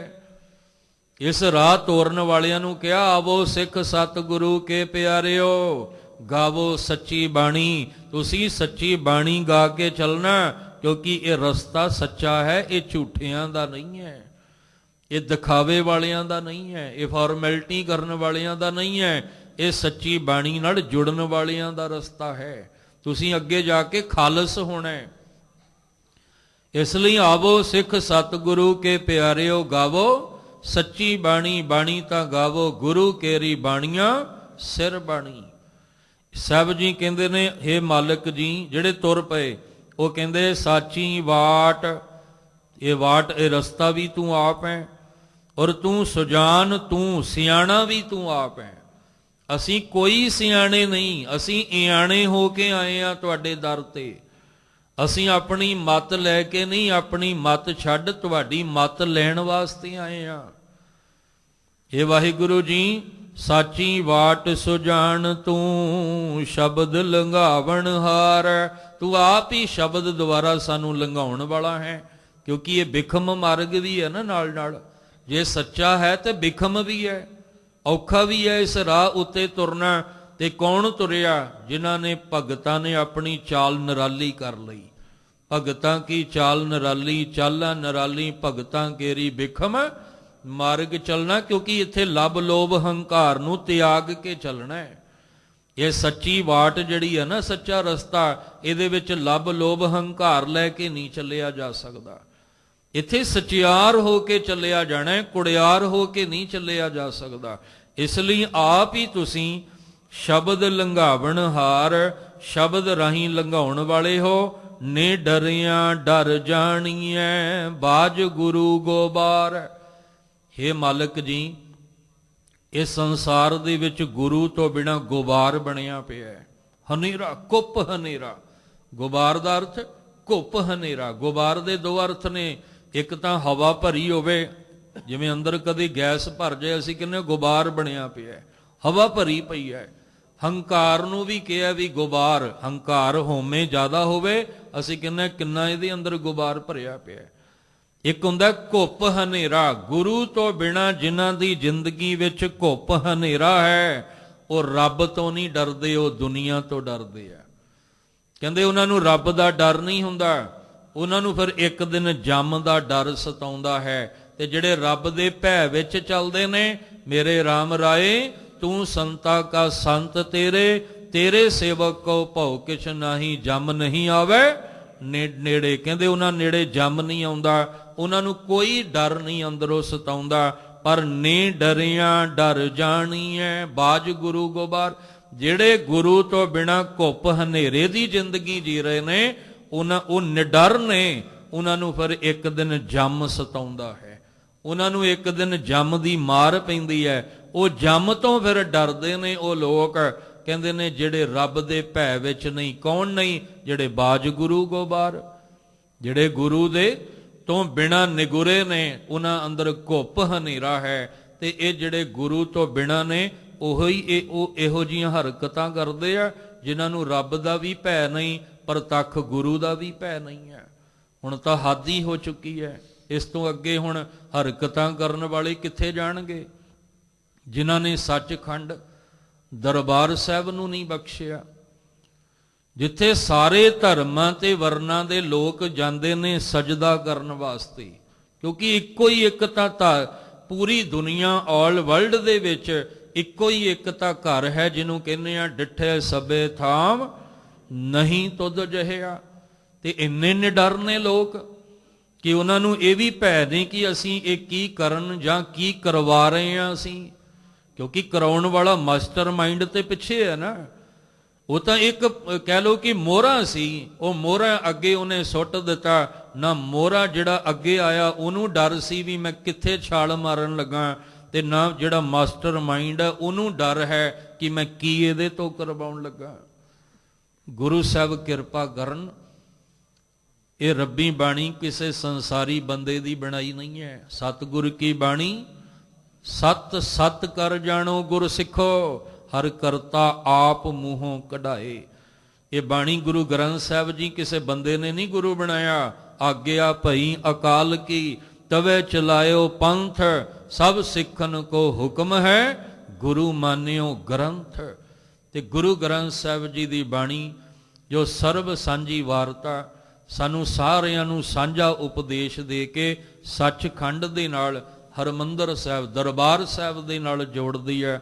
ਉੱਥੇ ਜੋ ਕਹਿ ਲਈਏ ਕਿ ਇਹ ਘਟਨਾ ਵਾਪਰੀ ਹੈ, ਹਰ ਇੱਕ ਦੇ ਹਿਰਦੇ ਅੰਦਰੋਂ ਵਲੂੰਦੜੇ ਗਏ ਆ। ਸਾਡੇ ਅੰਦਰ ਕਿਉਂਕਿ ਉਹ ਸਾਡਾ ਇੱਕ ਦਿਲ ਹੈ, ਤੇ ਜਦੋਂ ਦਿਲ ਤੇ ਚੋਟ ਲੱਗਦੀ ਹੈ ਫਿਰ ਕੰਬਣੀ ਤਾਂ ਛਿੜਦੀ ਹੈ ਨਾ। ਉਹ ਸਾਡਾ ਸਾਰਿਆਂ ਦਾ ਦਿਲ ਹੈ, ਉੱਥੇ ਸਾਨੂੰ ਜਿੰਦ ਜਾਨ ਮਿਲਦੀ ਹੈ, ਉੱਥੇ ਮੁਰਦਿਆਂ ਨੂੰ ਵਿੱਚ ਜਾਨ ਪੈਂਦੀ ਹੈ। ਪਰ ਹੱਦ ਹੋ ਗਈ, ਇੱਥੇ ਤੱਕ ਆਪਾਂ ਗਿਰ ਗਏ। ਜੋ ਇਹ ਮੰਦੀ ਘਟਨਾ ਵਾਪਰੀ ਔਰ ਜੋ ਵੀ ਕੁਝ ਵਾਪਰਿਆ ਸਾਰੀ ਦੁਨੀਆ ਅੱਜ ਜਾਣਦੀ ਹੈ, ਛੁਪਿਆ ਕਿਸੇ ਤੋਂ ਨਹੀਂ। ਜਿੱਥੇ ਹਰ ਇੱਕ ਦੇ ਅੰਦਰ ਇਹ ਬਹੁਤ ਇੱਕ ਦੁੱਖ ਹੈ ਕਿ ਇਸ ਤਰ੍ਹਾਂ ਕਦੇ ਹੋਣਾ ਨਹੀਂ ਸੀ ਚਾਹੀਦਾ, ਕਿ ਇੰਨੀ ਸੋਚ ਸਾਡੀ ਗਿਰ ਗਈ, ਇੰਨੀ ਗਿਰਾਵਟ ਆ ਗਈ ਹੈ। ਪਰ ਅਸੀਂ ਜਾਗੀਏ, ਸਾਨੂੰ ਜਾਗਣਾ ਪੈਣਾ, ਸਾਨੂੰ ਸੁਚੇਤ ਹੋਣਾ ਪੈਣਾ। ਗੁਰਦੁਆਰਾ ਦੁੱਖ ਨਿਵਾਰਨ ਸਾਹਿਬ ਸਮੁੱਚੀ ਪ੍ਰਬੰਧਕ ਕਮੇਟੀ, ਮੁੱਖ ਸੇਵਾਦਾਰ ਸਰਦਾਰ ਪ੍ਰਿਤਪਾਲ ਸਿੰਘ, ਸਾਡੇ ਸਾਰਿਆਂ ਵੱਲੋਂ ਹੀ ਬੇਨਤੀ ਹੈ, ਜਿੱਥੇ ਤੱਕ ਵੀ ਇਹ ਆਵਾਜ਼ ਜਾਂਦੀ ਹੈ ਗੁਰੂ ਘਰ ਨੇ, ਜਿੱਥੇ ਤੱਕ ਜਿੰਨੇ ਗੁਰੂ ਘਰ ਦੀ ਪ੍ਰਬੰਧਕ ਕਮੇਟੀਆਂ, ਸੇਵਾਦਾਰ, ਗ੍ਰੰਥੀ ਸਾਹਿਬਾਨ, ਸਾਰਿਆਂ ਨੂੰ ਬੇਨਤੀ ਹੈ ਵੀ ਸੁਚੇਤ ਹੋਵੋ। ਇਹਨਾਂ ਦਿਨਾਂ ਦੇ ਵਿੱਚ ਜਾਗਰਤ ਹੋਵੋ, ਸੁਚੇਤ ਹੋਵੋ, ਪਹਿਰਾ ਦਿਓ, ਤਾਂ ਕਿ ਕੋਈ ਘਟਨਾ ਜਿਹੜੀ ਹੈ ਕਿਸੇ ਗੁਰੂ ਘਰ ਦੇ ਵਿੱਚ ਨਾ ਵਾਪਰ ਸਕੇ। ਔਰ ਇੱਥੇ ਵੀ ਤੁਸੀਂ ਜਿੰਨੇ ਸਾਡੇ ਸੇਵਾਦਾਰ ਹੈ ਉਹਨਾਂ ਨੂੰ ਸੁਚੇਤ ਕਰ ਦਿੱਤਾ ਗਿਆ ਹੈ। ਅਸੀਂ ਸੰਗਤੀ ਰੂਪ ਵਿੱਚ ਉਹਨਾਂ ਦਾ ਵੀ ਸਹਿਯੋਗ ਦਈਏ, ਉਹਨਾਂ ਨਾਲ ਰਲ ਕੇ ਆਪਾਂ ਗੁਰੂ ਗ੍ਰੰਥ ਸਾਹਿਬ ਮਹਾਰਾਜ ਜੀ ਦਾ ਅਦਬ, ਸਤਿਕਾਰ, ਪਿਆਰ ਆਪਣੇ ਮਨਾਂ ਵਿੱਚ ਰੱਖੀਏ। ਸੇਵਾਦਾਰਾਂ ਨੂੰ ਵੀ ਸੁਚੇਤ ਕੀਤਾ ਗਿਆ ਹੈ। ਫਿਰ ਬੇਨਤੀ ਹੈ ਵੀ ਆਪਾਂ ਉਹਨਾਂ ਨਾਲ ਸਹਿਯੋਗ ਦੇਣਾ ਰਲ ਕੇ। ਔਰ ਜਿੱਥੇ ਤੱਕ ਵੀ ਪ੍ਰਬੰਧਕ ਕਮੇਟੀਆਂ, ਗੁਰੂ ਘਰ ਸੰਗਤਾਂ, ਸੇਵਾਦਾਰ ਨੇ, ਉਹਨਾਂ ਨੂੰ ਗੁਰੂ ਘਰ ਗੁਰਦੁਆਰਾ ਦੁੱਖ ਨਿਵਾਰਨ ਸਾਹਿਬ ਸਮੁੱਚੀ ਪ੍ਰਬੰਧਕ ਕਮੇਟੀ ਵੱਲੋਂ ਇਹ ਬੇਨਤੀ ਹੈ ਵੀ ਆਪਣੇ ਆਪਣੇ ਗੁਰੂ ਘਰ ਵਿੱਚ ਸੁਚੇਤ ਹੋਵੋ। ਇਹੋ ਜਿਹੇ ਸ਼ਰਾਰਤੀ ਅਨਸਰਾਂ ਤੋਂ ਬਚੋ ਜਿਨ੍ਹਾਂ ਨੂੰ ਡਰ ਹੀ ਕੋਈ ਨਹੀਂ, ਜਿਨ੍ਹਾਂ ਨੂੰ ਭੈ ਹੀ ਕੋਈ ਨਹੀਂ। ਅੱਜ ਦਿਨ ਜੰਮ ਦਾ ਸੋਟਾ ਵੱਜਦਾ ਨਾ, ਫਿਰ ਡਰ ਨਾਲ ਇਹ ਕੰਬਦੇ ਆ, ਕਿਉਂਕਿ ਇਹੋ ਜਿਹੇ ਲੋਕ ਰੱਬ ਤੋਂ ਨਹੀਂ ਡਰਦੇ, ਇਹ ਜੰਮ ਦੀ ਮਾਰ ਤੋਂ ਡਰਦੇ ਆ। ਇਸ ਲਈ ਸਾਹਿਬ ਕਹਿੰਦੇ ਕੌਣ ਨੇ ਇਹ ਬਾਜ ਗੁਰੂ ਗੋਬਾਰ, ਇਹ ਗੁਰੂ ਤੋਂ ਬਿਨਾ ਘੁੱਪ ਹਨੇਰੇ ਵਿੱਚ ਠੋਕਰਾਂ ਖਾਂਦੇ ਆ, ਭਟਕਦੇ ਫਿਰਦੇ ਆ। ਇਹੋ ਜਿਹੇ ਲੋਕ ਜਿਨ੍ਹਾਂ ਨੂੰ ਉਸ ਮਾਲਕ ਦਾ ਭੈ ਨਹੀਂ ਹੁੰਦਾ, ਪਰ ਜਿੱਦਨ ਉਹਦਾ ਸੋਟਾ ਵੱਜਦਾ ਹੈ, ਜਿੱਦਨ ਉਹਦਾ ਡੰਡਾ ਵੱਜਦਾ ਹੈ, ਤੇ ਫਿਰ ਸਾਡੇ ਕੋਲ ਇੱਕੋ ਹੀ ਬੇਨਤੀ ਹੁੰਦੀ ਹੈ ਕਿ ਅਬ ਕੀ ਬਾਰ ਬਖਸ਼ ਬੰਦੇ ਕੋ ਬਹੁਰ ਨਾ ਭਵਜਲ ਫੇਰਾ। ਫਿਰ ਅਸੀਂ ਕਹਿੰਦੇ ਹਾਂ ਲੇਖਾ ਕਤੇ ਨਾ ਛੁੱਟੀ ਹੈ, ਖਿਨ ਖਿਨ ਭੂਲਣ ਹਾਰ, ਬਖਸ਼ਣ ਹਾਰ ਬਖਸ਼ ਲੈ ਨਾਨਕ ਪਾਰ ਉਤਾਰ। ਅਸੀਂ ਗੁਨਾਹਗਾਰ ਹਾਂ, ਅਸੀਂ ਅਪਰਾਧੀ ਹਾਂ, ਅਸੀਂ ਅਕਿਰਤ ਘਣ ਹਾਂ। ਮਾਲਕ ਜੀ ਬਖਸ਼ ਦਿਓ ਸਾਨੂੰ। ਜਿੱਥੇ ਆਪ ਜੀ ਨੇ ਵਿਚਾਰ ਸੁਣੀ ਹੈ ਉੱਥੇ ਆ ਜਿਹੜੇ ਹੁਣ ਦਿਨ ਸ਼ੁਰੂ ਹੋ ਰਹੇ ਆ, ਗੁਰੂ ਕਲਗੀਧਰ ਪਾਤਸ਼ਾਹ ਮਹਾਰਾਜ ਨੇ ਕੱਲ ਜਿਹੜਾ ਰਾਤ ਦਾ ਸਮਾਂ ਆਉਣਾ, ਸਮੁੱਚੇ ਪਰਿਵਾਰ ਨੂੰ ਲੈ ਕੇ ਆਨੰਦਪੁਰ ਸਾਹਿਬ ਦਾ ਕਿਲ੍ਹਾ ਛੱਡਣਾ ਤੇ 22 ਤਰੀਕ ਨੂੰ ਵੱਡੇ ਸਾਹਿਬਜ਼ਾਦਿਆਂ ਦੀ ਸ਼ਹਾਦਤ ਹੈ, 27 ਤਰੀਕ ਨੂੰ ਛੋਟੇ ਸਾਹਿਬਜ਼ਾਦਿਆਂ ਦੀ ਸ਼ਹਾਦਤ ਹੈ। ਇਹ ਜਿਹੜੇ ਦਿਨ ਨੇ ਸ਼ਹਾਦਤ ਦੇ, ਆਪਣਾ ਸਰਬੰਸ ਵਾਰ ਰਹੇ ਹੈ ਸਤਿਗੁਰੂ ਜੀ ਸਾਡੀ ਖਾਤਰ, ਤੇ ਸਾਡਾ ਵੀ ਫਰਜ਼ ਬਣਦਾ ਹੈ ਕਿ ਇਹਨਾਂ ਦਿਨਾਂ 'ਚ ਵੱਧ ਤੋਂ ਵੱਧ ਸੰਗਤ ਵਿੱਚ ਆਓ, ਗੁਰੂ ਘਰ ਆਓ, ਬਾਣੀ ਪੜ੍ਹੋ, ਨਾਮ ਦਾ ਅਭਿਆਸ ਜਿਹੜਾ ਕਰੋ, ਘਰ ਵਿੱਚ ਪਾਠ ਕਰੋ। ਇਹ ਸਾਡਾ ਫਰਜ਼ ਬਣਦਾ ਹੈ।